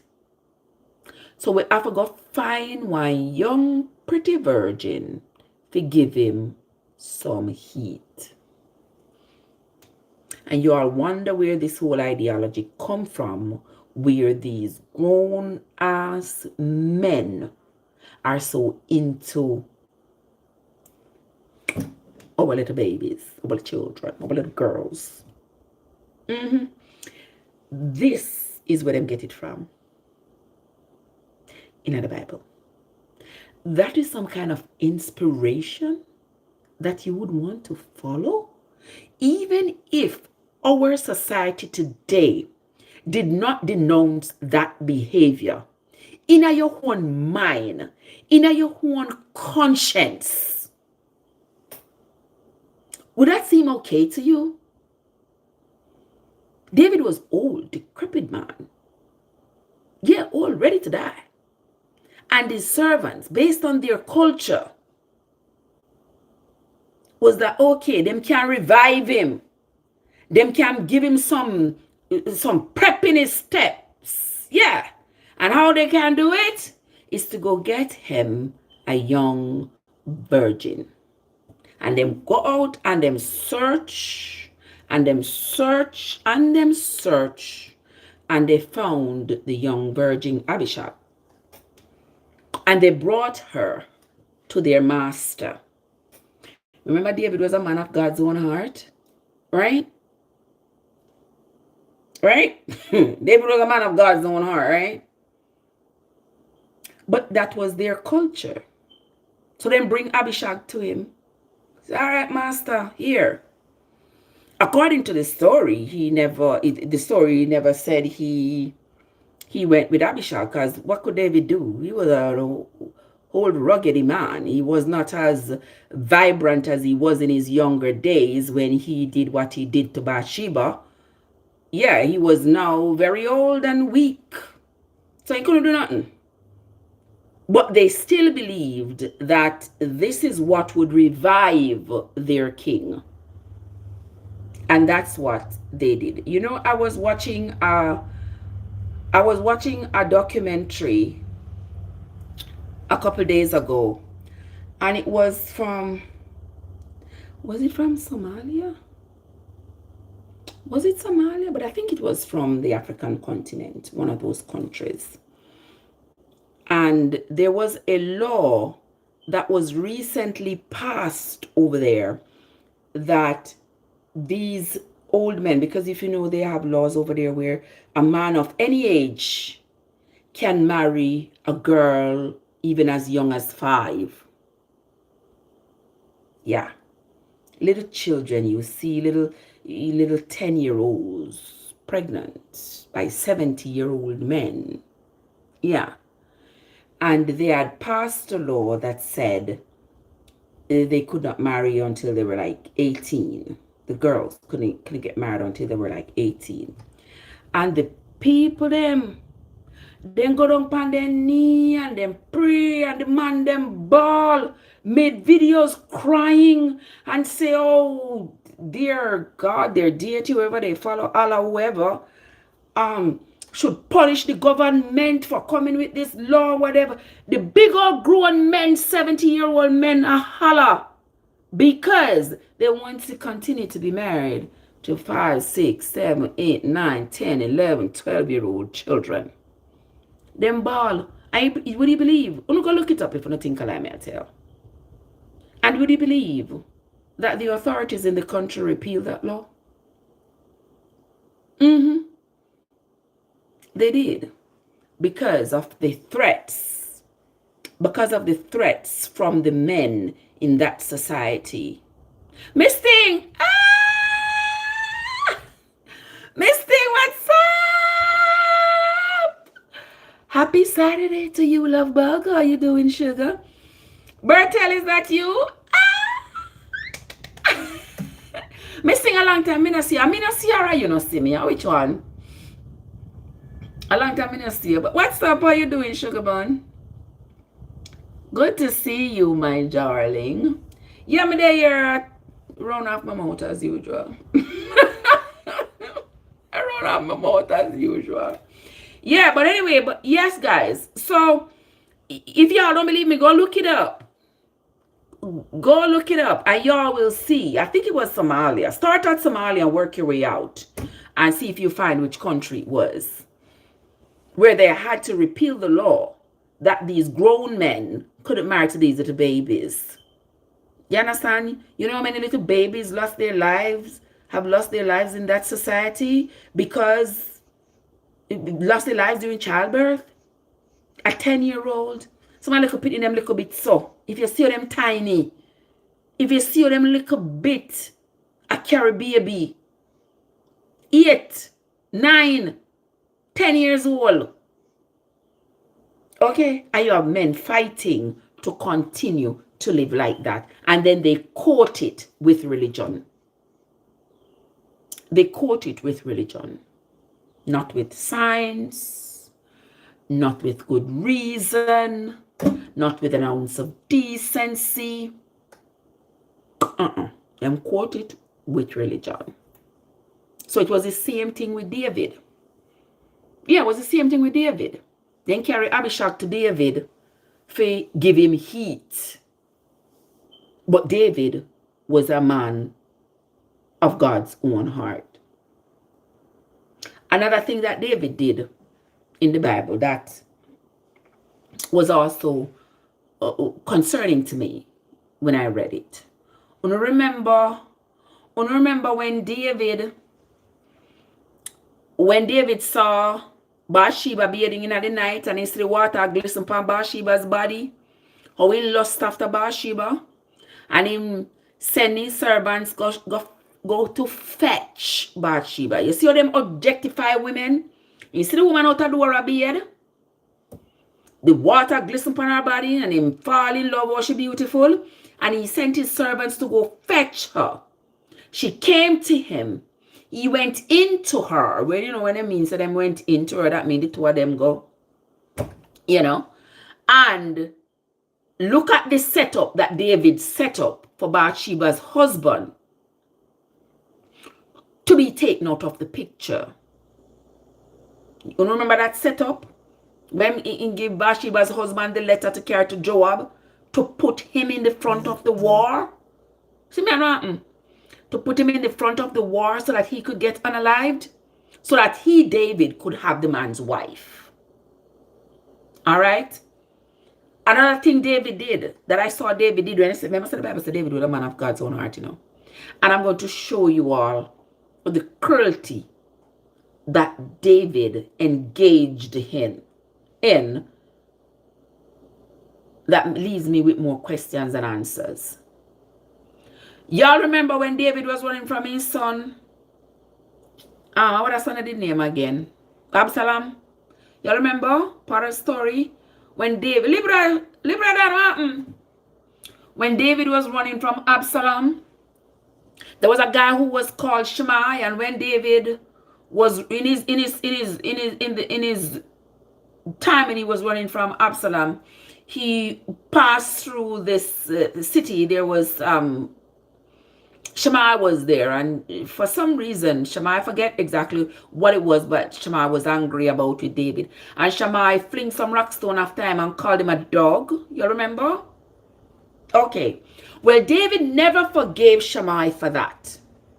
He never forgave Shimei, and he told his servants to invigorate Shimei to come back with him to Judah. Okay? And against Shimei's better judgment, he went back. He went back to Judah with David and David's servants. All right? And would you all believe that before David passed away, before he was gathered to his people, he told his son Solomon, who he was going to now bequeath the throne to. He told Solomon to wait until he, David, had been gathered to his people. Wait until he wanted Solomon to unalive Shimei. David, who had the heart of God himself, was leaving the responsibility on his son to unalive his enemies. And remember, they had already tricked Shimei, and Shimei was now living within the gates of the city.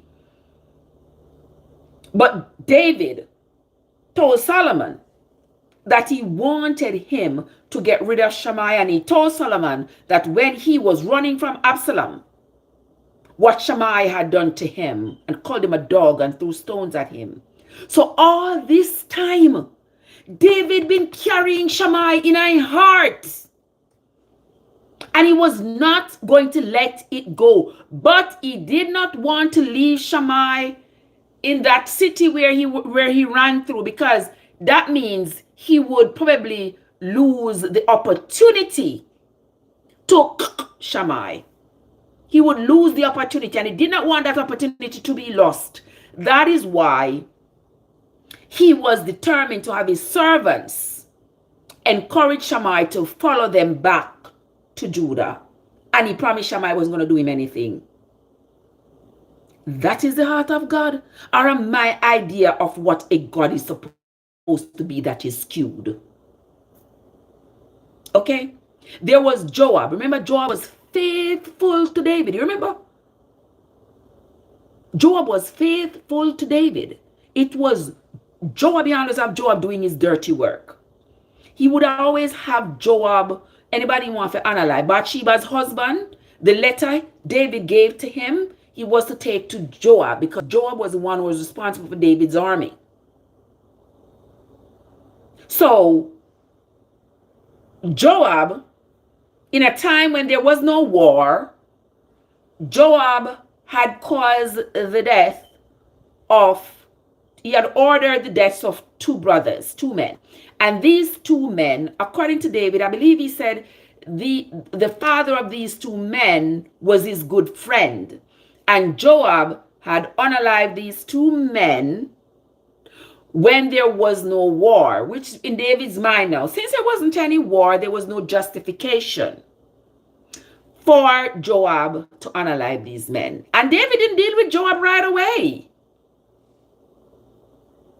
You understand? And on TikTok, boo. Yeah. David didn't deal with Joab right away. David waited until he was on his deathbed. That he told Solomon, I want you to get rid of Joab. And you can imagine that over the years, even if David had communicated with Joab that he was displeased that Joab had unalived those two men, Joab probably thought David got over it. But the same David, who had the heart of God, waited until he was on his deathbed to tell Solomon, you see, when me dead, I want you to analyze Shammai for me. Because him did fling rock stone after me when I run from Absalom. And him call me a dog. I want you to analyze him for me. And Joab, you know, Joab was faithful to me. Joab has been leading my army for years. But me cannot forgive him for having unalived these two men whose dad was so good to me. And it wasn't a time of war. He had no business unaliving them. So I want you to unalive Joab for me. And the third person that David wanted to be unalived, gave Solomon instructions to unalive, was his son Adonijah. Y'all remember David's son Adonijah? You remember him? I know if you don't read the Bible yourself, you don't remember these names, because them names not come up in a Sunday school. Because they're not popular. Them names not come up in a Sunday school. But David's son Adonijah had claimed the throne for himself. When his father was sick on his dying bed, Adonijah claimed, you know what? My father soon dead, so you what? Me I go claim the throne. I am going to be the king after my father. I mean, I wait for my father to ordain me to be the king. I'm going to take it upon myself. And Adonijah called his cronies with him and planned this big celebration, this big party. He did not invite the people who were very close to his dad. He invited other people to come celebrate with him because he was going to appoint himself to be the king of Judah. And his father not dead yet, you know. And remember, it would have been his father to appoint somebody. If his father died suddenly without appointing somebody, then the other noble men would appoint the person. And since David would always say that Solomon, he had so many children, but he always, because of the way he loved Bathsheba, he wanted Solomon to take over his throne. But Adonijah said, I don't have none of that. I don't have it. And me want to be the king when my father died. So he planned this whole big celebration. And when David's loyalists, Nathan and Bathsheba, when they heard that Adonijah was having this big celebration, they reminded David, listen to David, you forget, you say, when you die, Solomon going to take over the throne. Well, listen, Adonijah don't have one big party. You know, hear trumpet a blow. And me hear so they kill about 50 goat and about 100 cow. And everybody down there eat and celebrate. And he's riding on a horse and he's dressed in kingly robe and all these things. You can't make that happen. And David say, bring me my kingly mule and my kingly robe. We're going to put it on Solomon. And we're going to put Solomon on the mule, because nobody rides the king's mule unless you are the king. And that's how they put Solomon on the mule and had a big feast and ordained Solomon to be the king after his father passed away. And before David passed away, he told Solomon to get rid of Adonijah. Remember, Adonijah was David's son. And David tell Solomon, get rid of Adonijah. So those were the three people that David told Solomon to get rid of. Why would David, a man of God's own heart, want this vengeance to be on Solomon? And then he says to Solomon, the vengeance of their death is not going to be on your shoulders. It's going to be on their shoulders because they worked for it. So since that is the case, why David never did unalive them himself? He had more than enough time, right? Another case of manipulation. Another case of manipulation. Yeah. Because he man alive thousands of people during his lifetime. Why him never did unalive them? He left it to his son. Imagine you do me something. Imagine you do me something. And when me up on my deathbed, me I go say to my son, say, yeah what? Yeah what? Craig did hurt my feelings one time many, many years ago. And when me dead, me want you fixing business to me. And then me say, me have the heart of God. Then I saw God revengeful. Me don't know, me just ask. Based on the circumstances that I am presented with. Yeah. Yeah, me just ask. Craig, what's up? Glorious Smith. Craig, what's going on? Are you live?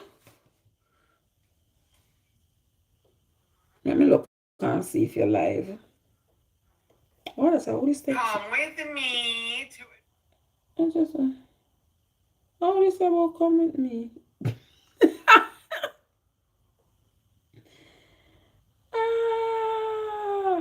Already 11:03. What time now? Oh wow.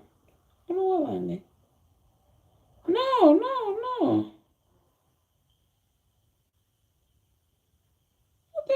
What in the world?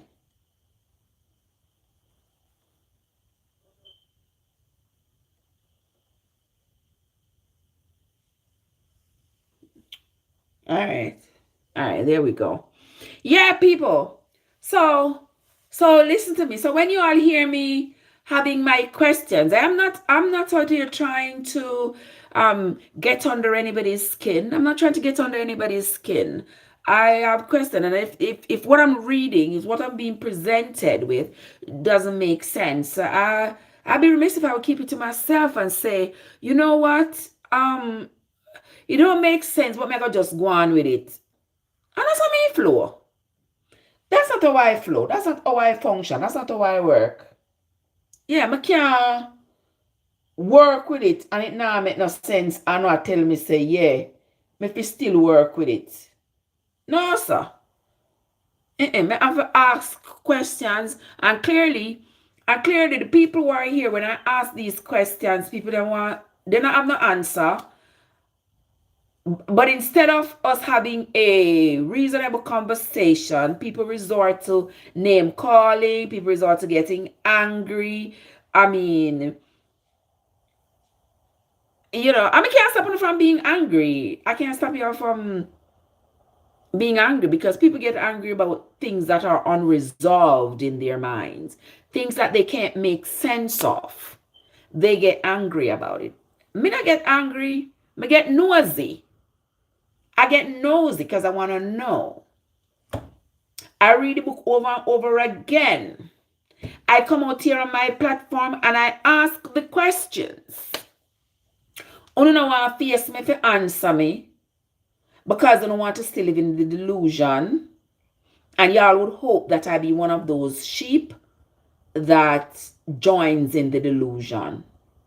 I'm not joining on no delusion. No, more from this with it. I'm not joining on no delusion. Let me drink my little tea here, so not joining in it. Not joining in it. But anyway, wanna get enough for the morning? I don't get enough yet. Watch out, when this bus, eh? Watch out when this bus.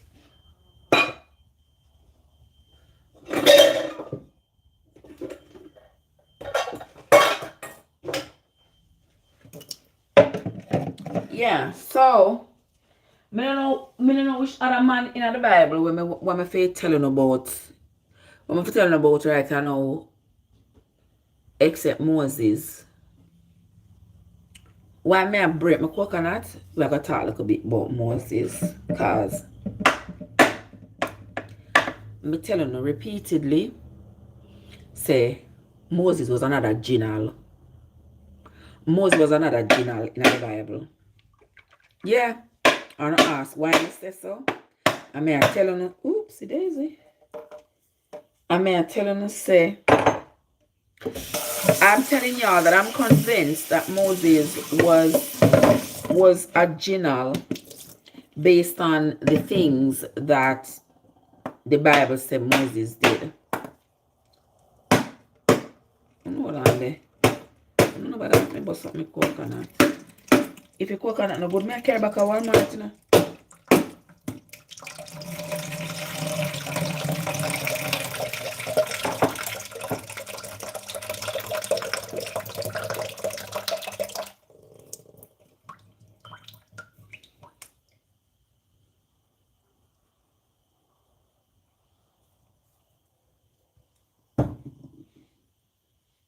Hold on, the people. Let me taste a little coconut water here if it good.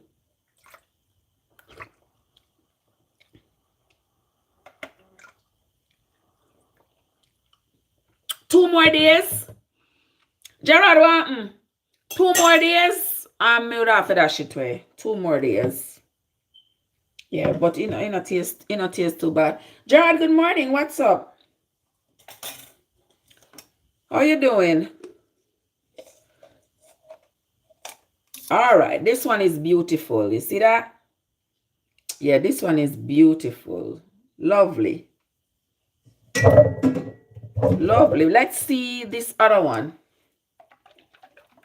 You don't know, say I need a $3 one of them coconut here. Yeah. Almost $3. That one not look like it so like it good. Hold on there. Hold on there. This can't fit. I think all it can fit in this, but I have one dish one cup right there. So hold on, let me see if all of this can fit in here. So because I would hate for the second one to be bad. Wow. 16 ounces of water. Enough water that. I would hate for the second one to be bad. I'm going to throw it in here so and it spoil everything. So, oopsie daisy. Yeah, so me I tell you now, the one named Moses. I tell you that I got a funny feeling that Moses made up all of these stories. All these things that Moses was telling people, nobody not tell him so. I'm going to give you some reasons why I say I didn't believe that there was any God who was telling Moses these things. One of the first things is, you remember when Moses came to him go up on the mountain? Him go up on Mount Sinai? Remember Moses came to him go up on Mount Sinai? And Moses tell the people them say, when him go up, they go talk to God. Him not want the people them to peep. Them not to peep around the corner. And them not to touch the mountain. Neither them nor the animal. Because if them touch the mountain, them are going to die. And me I said to myself, say then, but that not sound too right. I said that not sound right. Because if Moses threaten the people, them say if them touch the mountain or come up on the mountain, they are going to die. If it is that it is God upon the mountain, wouldn't God have the ability to make himself invisible? So even if the people them try to peep and try to come up on the mountain to see who Moses is talking to, then he could make himself invisible so the people wouldn't see him.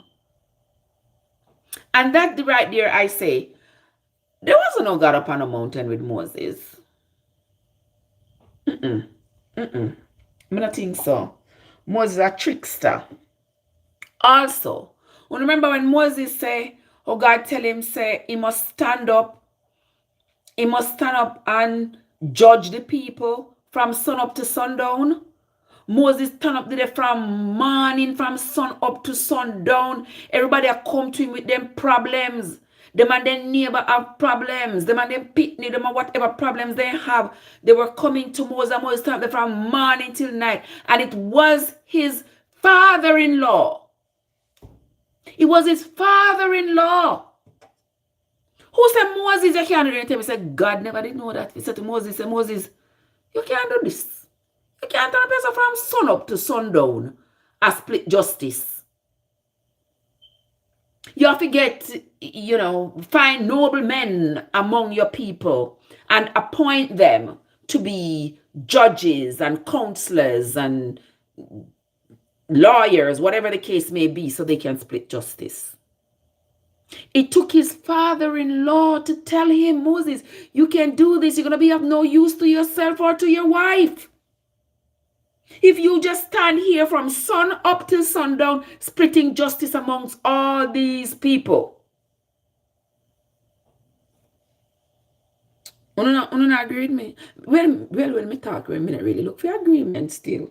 When me talk, I not really look for agreement. Because I know say, no people now go agree with me. And I am perfectly fine with people not agreeing with me, but... Oh, that just text me. Yeah. But you tell me, say, God couldn't even tell Moses, say, listen, you can't do that. This. You can't do that because if you stand up from sun up to sundown, number one, you're going to get weary. Number one. Oh.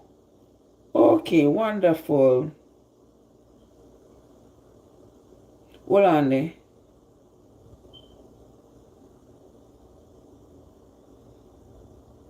Okay, yeah. I didn't want to go on Miami today because my friend daughter-in-law is being buried today. And I wanted to go, but it's not in the plans for today. Unfortunately, I wanted to go. But anyway, yeah, we live and we die.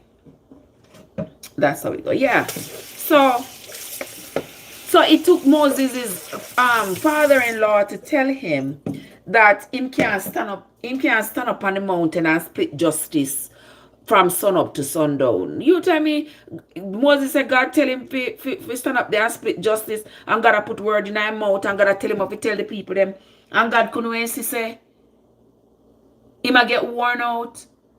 It took an ordinary man to tell him, say, Moses, you get worn out, you go drop down there, you can't do that. That was just another question of mine. Okay? Another question I want to say, convince me. Another observation I made that convinced me that no God not tell Moses nothing. Imagine look a walk where them walk. The walk where them could have walked from Egypt. That's a figure where they're going. And yet, instead of just going straight to Canaan, I think Moses was being strategic in staying in the wilderness of Zin. What do y'all think? I think he was being strategic because the number of people that he left Egypt with, he had a lot of children, he had a lot of women, he had a lot of old people, and Moses wanted to get rid of the weaker people. Because remember when he come out of Egypt, they don't have the backing. No, they are nomads. They are just walking around. They don't have no security of sorts. It's just them. And him have all these elderly people who believe in him, who he has to give account for. He have a lot of children with him. Moses never wanted that. Moses didn't want to just have able-bodied men. Because a war him want to go for. He wants to go to war because he wanted all this land. He wanted a place to settle all these people. Kind of a Jim Jones style. I want some of us settle them people here because they are going to listen to me and me only. And I am going to be the supreme leader over them. And I'm going to tell them what to do, when to do, how to do it. I'm going to create my own laws and give to them. And they better follow my laws or else. So that's why he took them into that wilderness. So nobody come tell me about, oh, God carried me in the wilderness. Because God. Moses carried people in the wilderness. If there's any such story. So Because you see, Moses realized that where they were going to go dispossess those people of their land, he needed a army. He needed a whole heap he needed a lot of soldiers. He needed a lot of soldiers to go to fight these people for their land. So what Moses did, Moses said, all right, this is what we are going to do. We're going to go I carry them in this wilderness. And in this wilderness, they are going to live for an extended period of time. And while they are living in this wilderness, they are going to continue to procreate. They're going to continue to have children. So we're going to stay in this wilderness long enough for the children who were born in the wilderness to be solely indoctrinated with what I am teaching these people. Because remember, he mentioned, all the people that were coming out of Egypt with him, they had other ideologies in their mind. They have been quote unquote, corrupted because they had been exposed to other ideologies. But the people who were born in the wilderness, they were not exposed to anything else. The only thing they knew was what Moses taught them. And if you notice that when he took them out of the wilderness, what was one of the first instructions he gave them? Said they mustn't listen when them going in the cities. They mustn't listen to anything that the other people try to tell them, like to try to indoctrinate them. They should stay away from those people because the people are going to try to corrupt them. Why would he have been afraid? Shouldn't be afraid, right? He was afraid because the people are going to be asking relevant questions. When they go out and realize that, oh, there's a different world out there apart from what we were raised with Moses being our supreme leader. There are other ideologies out there. They're going to come back and question him. Moses don't want that. Yeah, Moses don't want people to come back and question him. Moses don't answer no question. Moses say, what me tell you is what me tell you, and that's it. What me tell you is what me tell you, and that's it.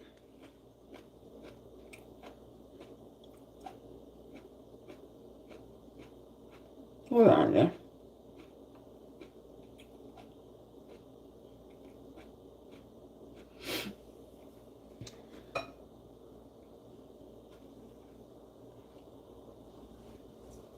And this is what I talk about. Yeah. That was Moses' plan. And if you notice, the people who were born in the wilderness, Moses spent 40 years in that little wilderness. 40 years. So imagine somebody who was born in there. By the time they exit the wilderness, that person would have been 40. Still strong. Still able to fight. Yeah. And would have also have contributed more people to continue building Moses' army. So that was Moses' plan. Because he was scouting out all the lands that were nearby. That's why he sent Caleb them and tell them to go and go look. Go and go look. Look on the people them. See how tall they are. See how trapped in they are. Look if we can beat them. Look if they will be, like easy kill, if you know what I mean. Like them look like them stronger than we. Them look like them more powerful than we. Them look like them with defeat we. Yeah. That was why he sent them. He sent them boys out to go survey the land. To take a look at the people. Look what the people them are plant. So you will see what crops will grow well around here. Yeah, look and see what them are plant. Look and see what they're doing. Look and see what their size. Remember when they come back and tell him how the man them tall? All the man them tall and big.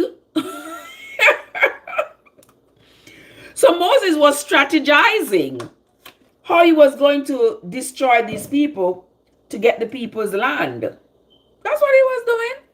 You know, God keep them in a wilderness, 40 days and 40 nights. That was Moses' plan. Yeah, no convince me otherwise.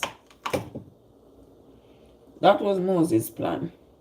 And then they say Moses not get to the promised land. Moses never wanted. Don't think Moses he wanted. Moses never wanted. Moses wants to stay there like Jim Jones and give people them instructions. If go and cross the river, go to Jericho. Go and cross the river, go to Jericho and go slay everybody. And if you notice when he sent the people out to go commit these cruel acts, and I tell them, bring the women and the children. Why do you think Moses wanted them to bring back the women and the children? Well, why? I don't think, I don't think, no one brain, I don't make people mislead, you know. Moses wanted them to bring back the women and children because the children he could now indoctrinate. And the women he would have for his men for them to procreate, to start having children. So in the end, everybody who was traveling with Moses and claiming to be descendants of Jacob. You know, there were different people traveling with him, right? Not everybody who was traveling with him was descendants of Jacob, you know. Because remember, they were buying servants. So they were Egyptian servants. Yeah, they were Egyptian servants. They were servants from all over. And for sure, one of that thing I nearly forget to tell you about Moses too. When you know that Moses' wife was Ethiopian? You didn't know? You didn't know? Moses' wife was Ethiopian. Yep. And Moses tell the people them say, God say, they're not married to nobody who is not a descendant of Jacob.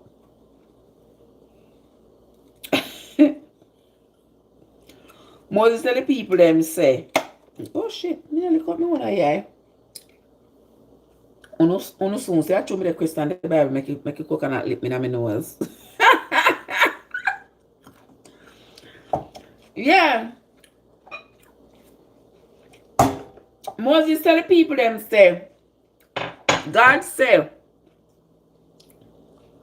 they're not married to nobody who was not a descendant of Jacob. People are learning nowadays that talk about the uneven yoke and all them foolishness there.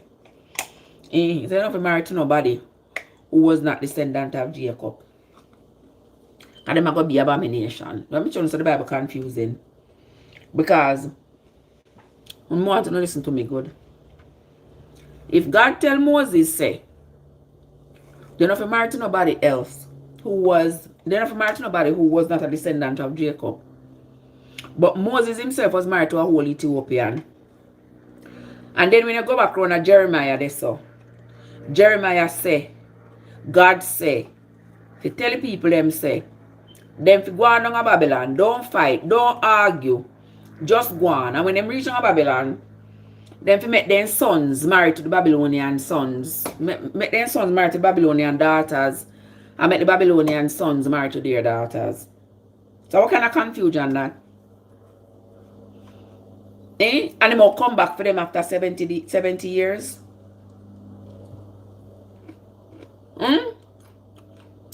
What I think it never change. I think the laws remain the same. And that I think the laws remain the same. But clearly they don't. Clearly they don't. Or somebody a tell lie. Me already know say Moses a trickster. And me already know say Jeremiah is a liar. So which one of them you think I tell the truth? None of them. None of them now tell the truth. Because Jeremiah said God tell him say, me and this a damn coconut here. Jeremiah said God tell him say the people they must go on. The people they must go on down a Babylon. Don't argue, don't fight. Go on down they go build house. Go on down they go plant garden. And go on down they go give your sons to the Babylonian daughters. And give your daughters to the Babylonian sons. Okay? Why would God train his people to go procreate with the enemy?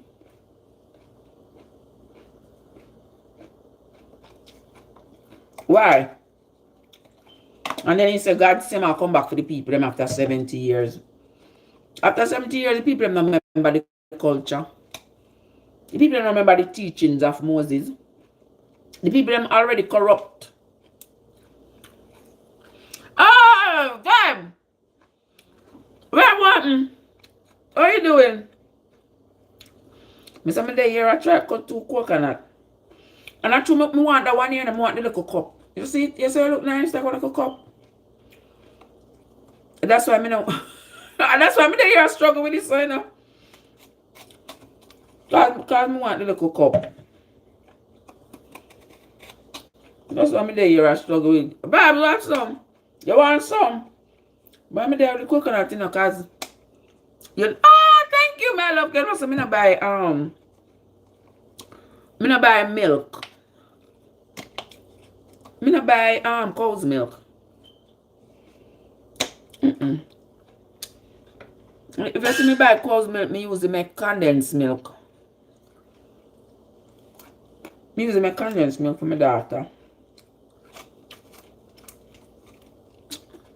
But I'm not sitting on my buy. You know, like people go to store, go buy 1 jug of milk. Stop buy jug of milk years now. Coconut milk I do it. Them say, oh yeah, it's too hard to do. Me no business. That's what I mean by me no business. Me we spend the time.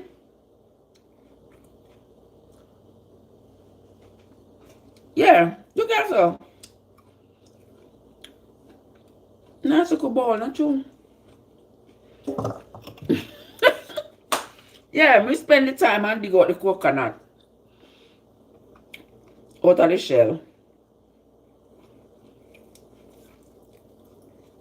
Me pay $6 for 2 coconut and about the same for and gallon of milk.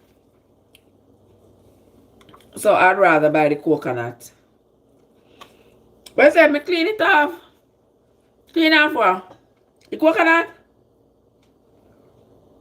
What do you mean? Clean off the coconut or clean off this? Clean off the shell? All the shell? Yeah. You remember when we used a little bit? When we did a little bit. And we have the coconut shell like this. All the coconut, let me not clean it off. You mean take off the brown part? Me just have to wash them. I go wash them, put in a blender. And then put the milk in the pan. Put it in the fridge. I make the whey get up on the top. And then me use the water to make my rice tomorrow. And then me put the milk in a Ziploc bag, piece by piece. And put it in the freezer. Because I don't make no oil. I already have oil.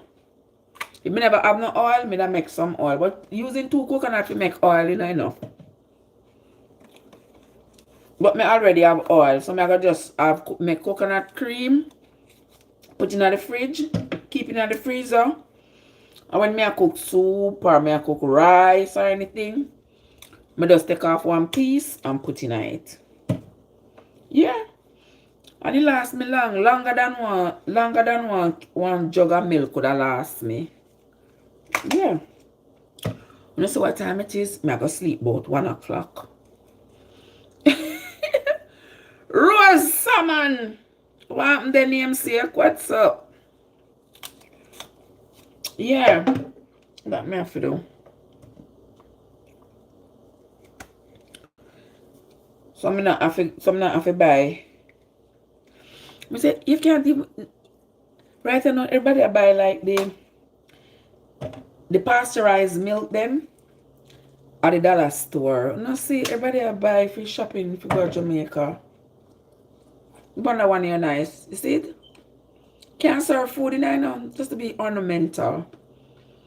I have some sandpaper around there, so I go cut this off and sandpaper it down and see how it look.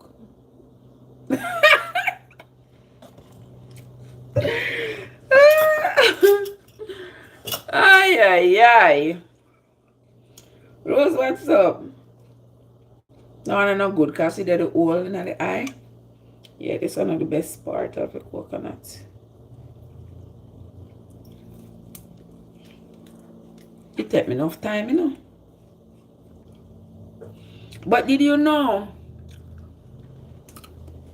I'm good, Rose. I'm good. Rose, question. Rose, I have one question to ask you. I have one question to ask you, Rose. Where your people them come from? May I ask you out loud right here, so Rose? Where people them come from? Say best. Down west somewhere? I just ask you to me a stray, my love. You see it down west? You see that?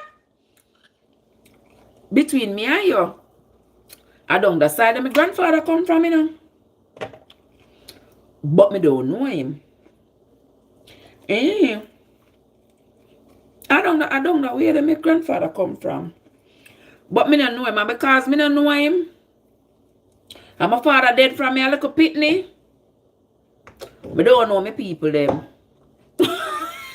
So me a stray. Me say, child, me don't know my people them. But just know say my grandfather they come from down west. That's all me know. And my father dead from me a little pitney, so all me do is keep me name, brother. That's all me can do. That's all me have. That's all me have, Rose. Well, no, that's all me have, because me and them can hardly look out about. Yes, my child. Hope you have a good day. How the people them down that side in the hurricane? Jesus, that's in your hard to come out. Let me find one in a knife.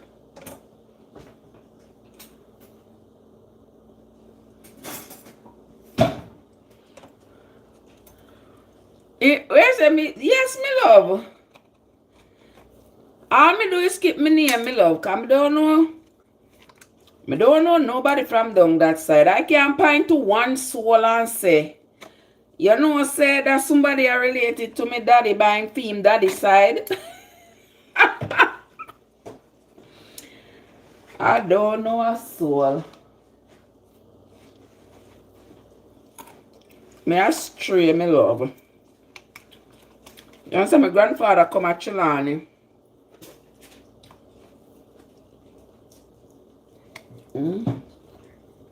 They say my grandfather come at Chilani, come work for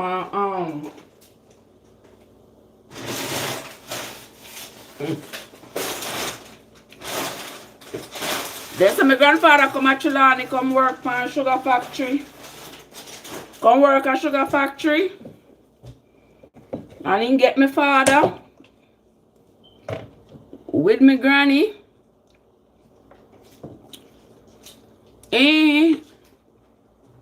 And me don't know when turn after that. My granny don't know when turn after that, brother. So among a whole generation of dark-skinned people, here comes my father. With his little Chinese looking self. So, I saw you got me love.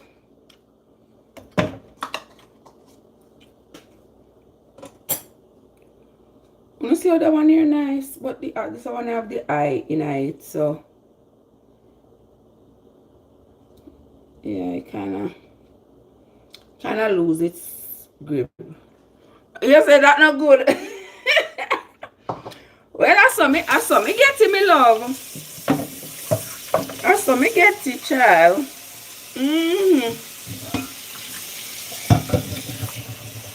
All my adult life, me search ya so. Me search this so. Me search, me say, more find if I ever want somebody come here say. Me hear some my grandfather did married and have some children with his wife. And him did also have some other children outside. So I come did get my father with my granny. I saw him did get other children elsewhere. I'm gonna try find them before everybody get old and dead out. You know what I mean? But I'm gonna find nobody, so I'm gonna stop look. Two people around me find as soon as they come, then them a come tell us say you them a beg you this and I beg you that. Me say, I don't have a thing, forgive me, I myself I look something. But not from you. Yep, so that's how it goes, my darling. So you know, but you know, say it's a thing in a human culture. I mean, I never say it just in a Jamaican culture, but it's a thing in a human culture. When man them just walk up and down and drop them seed all about. Yeah, they just walk up and down, drop them seed all about and gone about them business. Me don't know some down west, to be honest with you, sis. I don't know, but me know say I down west then come from. That's how my granny could have tell me before she dead. Yes, that's how she could have tell me. She say, I down a Westmoreland side, St. Elizabeth side, down that side there. She knows where me come from. That's how she know.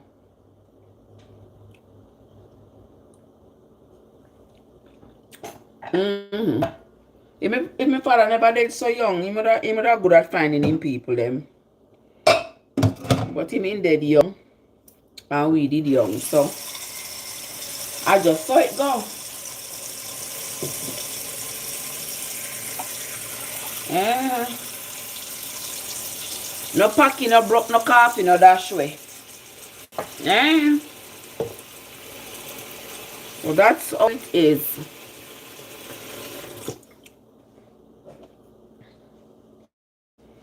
I don't know, when you make no coconut juice, you put ginger in there?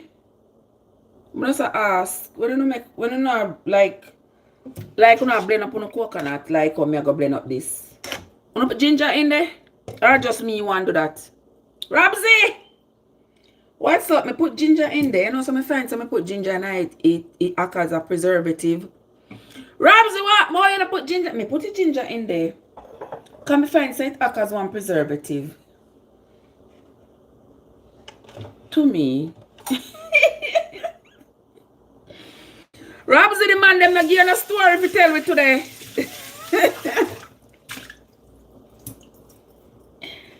Hey, the man them not give you a story if you tell me today. I want to hear what the man them got to say. Because the man them always have the story. The story I give you for giveaway. I may well want to hear.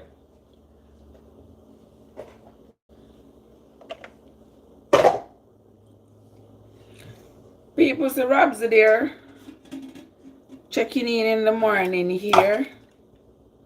What I mean, that little stove, you know. That little stove everybody get in a me, you know.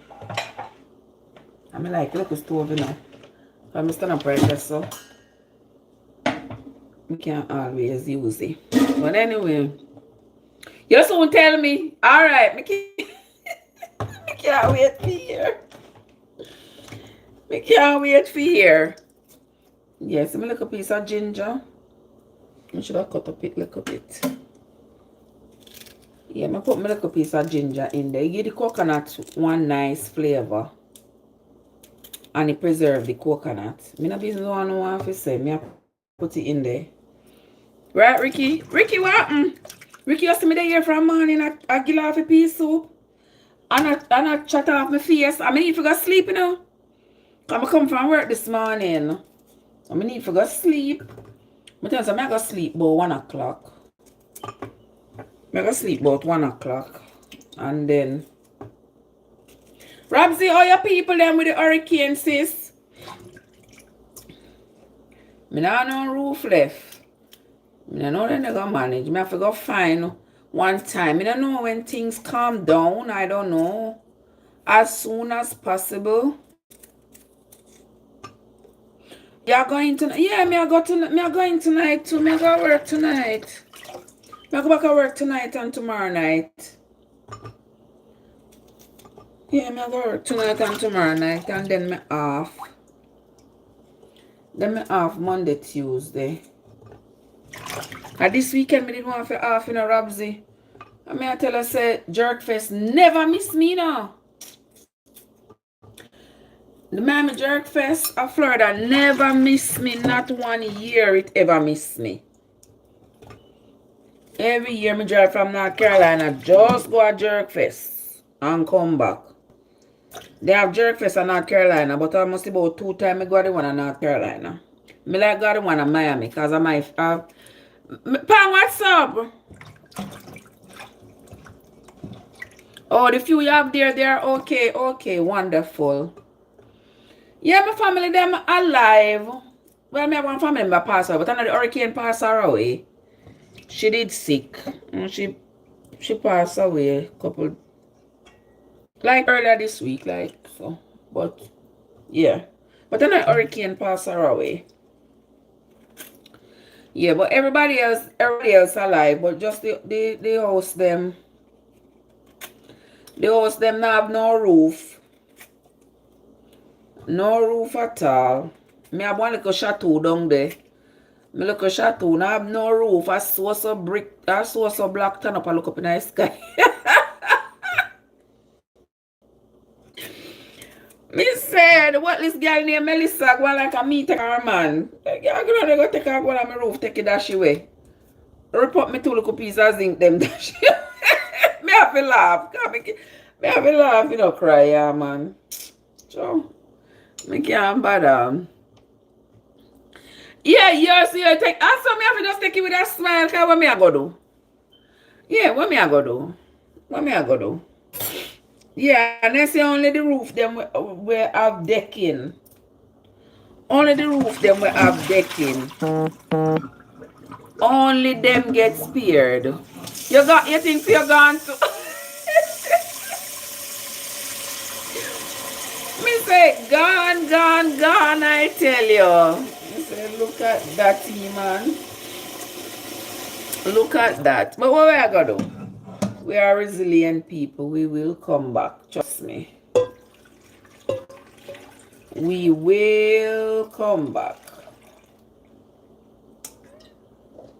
I'm not stress myself about it. I'm not stress myself about it because it's better than being dead. Yeah, I'm not worry myself about it. If we come back, maybe niece in the walk up and down. I plan to renovate and expand next year. I know you all want me love. So me say next year or the year me go fix a little chateau.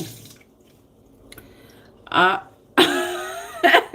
did never born with the house and I'm not letting nothing I know exactly no weapon. That's the same thing me say. That's the same. They say, they know you laugh up there. They want me to do. They want me to put cold salt on my head and ball. I can't stay here and worry about what I'm in Jamaica. I can't stay and worry about us, even if me down there. All I have to do is find 2 pieces of zinc put over my head. Find 2 pieces of zinc put over my head or find somebody who have zinc for them yard or sitting. And call it a day. Because what me I going to do? Yes, I stress up myself about what I'm part, you know, because one day, none of us will be here. Last thing me go do, just go down stress up myself. Not at all, not I.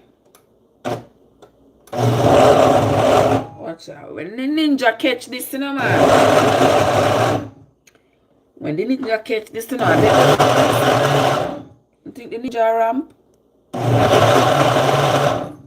Watch it. Oh. Ninja mash this up in a no time.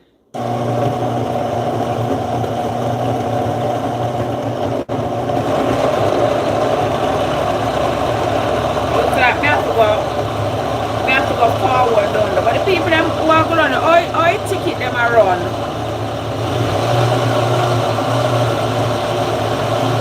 Missing child. When we see the heap of water. When we see the heap of water. Yeah, the ticket them expensive, you know. I can imagine. Miss one guy on TikTok yesterday was saying, oh, we end up buy one-way ticket for $600. People are get one-way ticket for $900. Because when it's like them now selling round trip ticket, them are wait. You buy one trip down and then when you're ready to come back, you buy another ticket.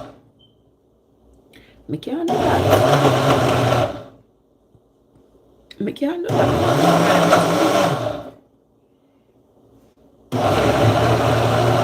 I have to go buy my ticket one time. I know say when me go down, I know when me I come back. Me not run. You wait till next year. Stop. Like around January so. Yeah, me want to go down, but me just think so like going down right now. It's so overwhelming and the resources me just think it better you send the resources and nobody put on them. Yeah, like the whole time there better because right now the road and all the people are converged down there or something. Yeah, me think round March. Yeah, me have to go down there early in the next year. They go take a look and see what they go on. Yeah, because as according to my sister. Yeah. Next line, are you me that wait for it now? Me not cook today now. When I cook today, boy, I go hungry today.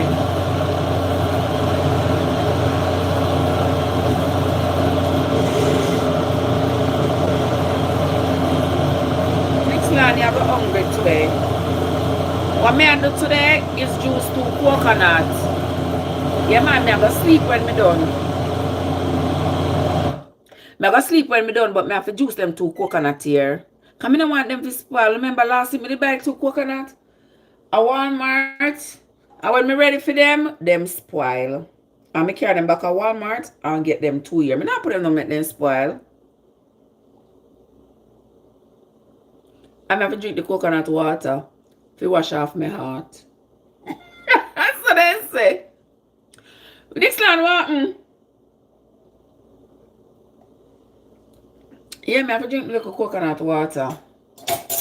To rinse off my heart, because them say if you don't drink coconut water, your heart are gonna get up with dirt. Yes, like in the Bible talk a lot about removing the card off of the liver, the card off of your heart. Just like the card on the liver. You ever cook liver yet? And you see one thin membrane over the liver where you have to peel it off. Yeah, when the Bible talk about it, it say, yeah. And when you take off that thin membrane there off of the liver, it exposes the rest of the liver surface, which is nice and soft and pliable and palatable. That part, yeah. If you leave the card something upon it, you can't finish through the liver. You have to chew from yesterday till tomorrow. you can't stop chewing. So when the Bible tells us if you remove the cord off of your heart, that's what I mean. Take off all of the bad things off of your heart and expose your heart to kindness and love and the softer parts of you. Right, Paula? Yeah. Me ban yesterday but another immediate yesterday. I want yesterday were 50 pretty years ago. Right, next land. I want long time yesterday, me born.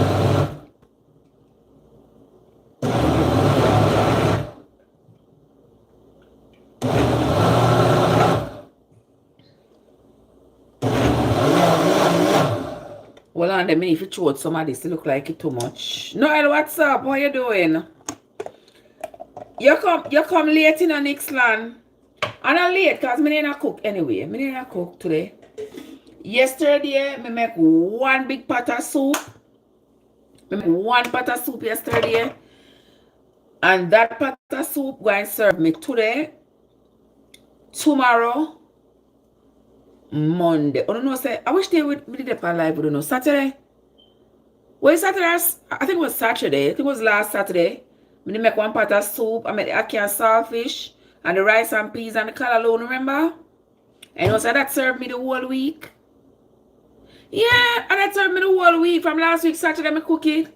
And yesterday, I eat the last a bit.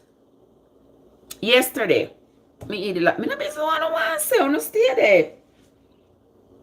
At 39 days now, I don't get a paycheck. I'm lucky at me. I'm not did I talk about, oh, me I eat overnight food. Me no business.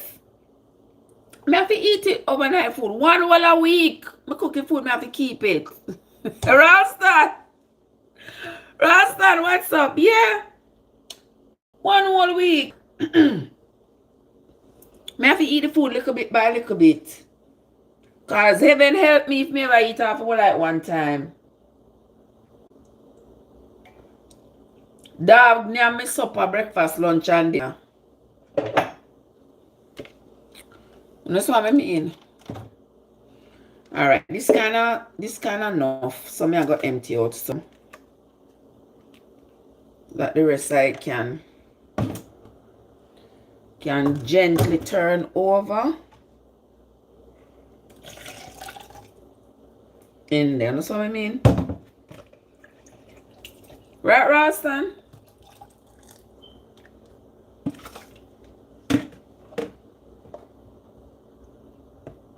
So make me little coconut milk so I can have it for drink.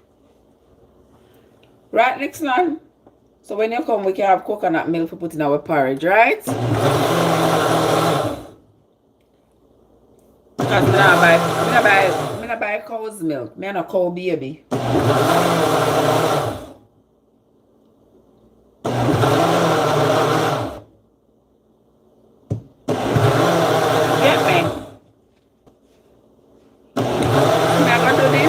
The next 15 minutes I should be done. Once done,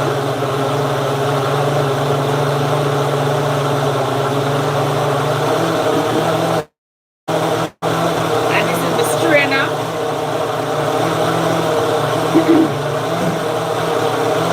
This is the strainer or my password that I use. Here.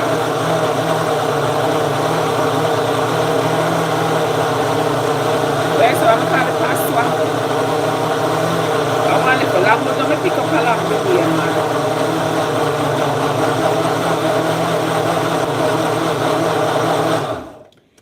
Yeah.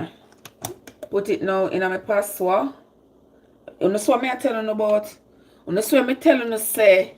When I'm telling you say, I don't play with the ninja, how long no other ninja here? You see it? Look how it blend it out. Cream. Watch that. Watch that. Cream it out. Me I tell you no, it cream it out.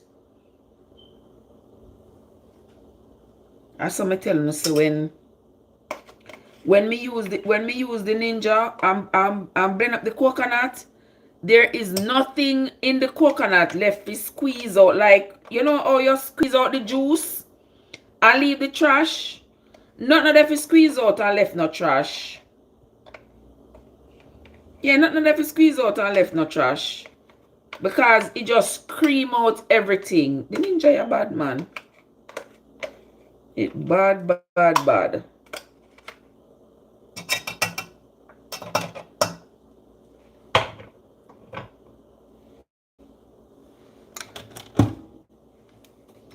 So, see there? You see it here?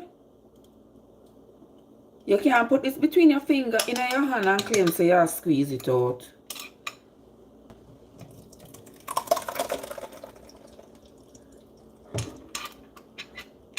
Nothing like this. It just fly through your finger them.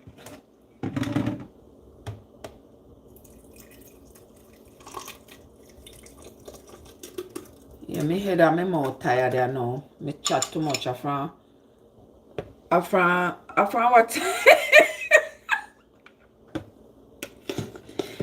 I 3.5 hours now me there, so 3.5 hours me there chat. My mouth tired. My mouth tired. But me have to go come back again tomorrow. Come share some more of what I read, you don't know.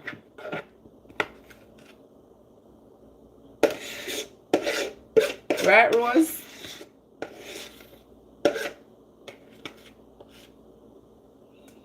Yeah, tomorrow me come back, come share some more what I know we don't. But for right now,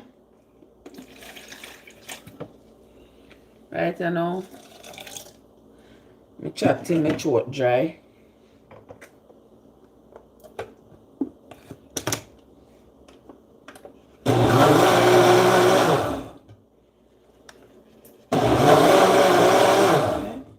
I eat that.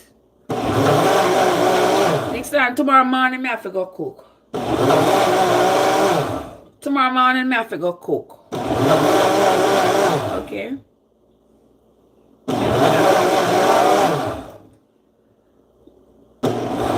No, Aki no left for Jamaica, so I have to go start eat the little Aki when I have. Bit by bit.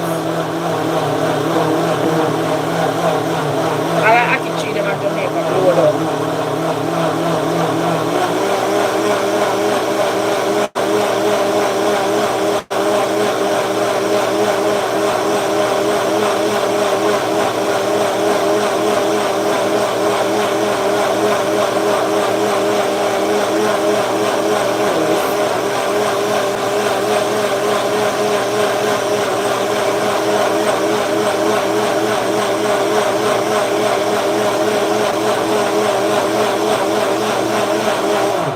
Just like that, and we are done.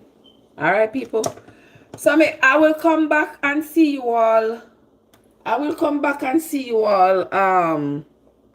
Certainly not later, because by the time I go sleep, and I'm gonna wake up just in time for go to work. So I will definitely see you all first thing in the morning. When I come off for work, I see you. And if you're there in Miami, please, go support Jerk Fest, please. Go support Jerk Fest, Caribbean Jerk Fest tomorrow. Out of the park there, somewhere out there, so. I don't remember the park name. Yeah, I don't remember the park name, but when you look it up, go Caribbean Jerk Fest, I'm going to join yourself. Mr. Vegas, I got there tomorrow. And who else? Romain Virgo, I think I got there. Yeah, and you can't get no other Mr. Vegas show for pay for $50 for go in. Yes, so I Romain Virgo. So go on out there. They have fun from what time? Was it 1 o'clock to 10 o'clock or something like so? And go out there, go enjoy on yourself. Carry the pitney them free. Yeah, go out there, go spin the wheel. Get some Publix merch, some Grace Grace stuff. I don't know if Grace I have enough stuff to give away considering the tragedy and them I give everything. But you know go out there go support the people them. I'm going to enjoy myself. And there's going to be music too. Me don't know which band I go play or nothing. Me don't know all of that. But you know go, okay? You know go look it up. It is somewhere for there tomorrow. I like how the first time me I miss it. I like how the first time me I miss it. You know go and go enjoy yourself. For me and you know. Alright? And with that, I'm out. Thanks to everybody who came in, who listened to me, chat. I sincerely appreciate you all. Thank you all for having come into my live. Those of you who were kind enough, yes, to send your heart me's. Thank you so much. Me can't call all our name, come and remember all our no. But come back here tomorrow and I could chat a little bit more about this, that, the other, and the third. Yeah. Come back and let us chat a little bit more about anything. The men and the women in the Bible and the stories over there and so much more. All right. Donovan, what's up? I sincerely appreciate you all guys. But that's going to be it from me for today. Until next time. This is Trev from Trevessence. Alchemy, what's up? What you doing? Good morning, my love. What you doing? And I'm on in now afternoon. Yeah, afternoon. King Bossy, what's up? Yeah, it's now the afternoon. So straight to bed I shall go. 1, 2, 3, 4, 5, 6. All right, so I'm gonna sleep for 5 hours. And I will see you all tomorrow. All right, people. See you later. Nixland. See you later.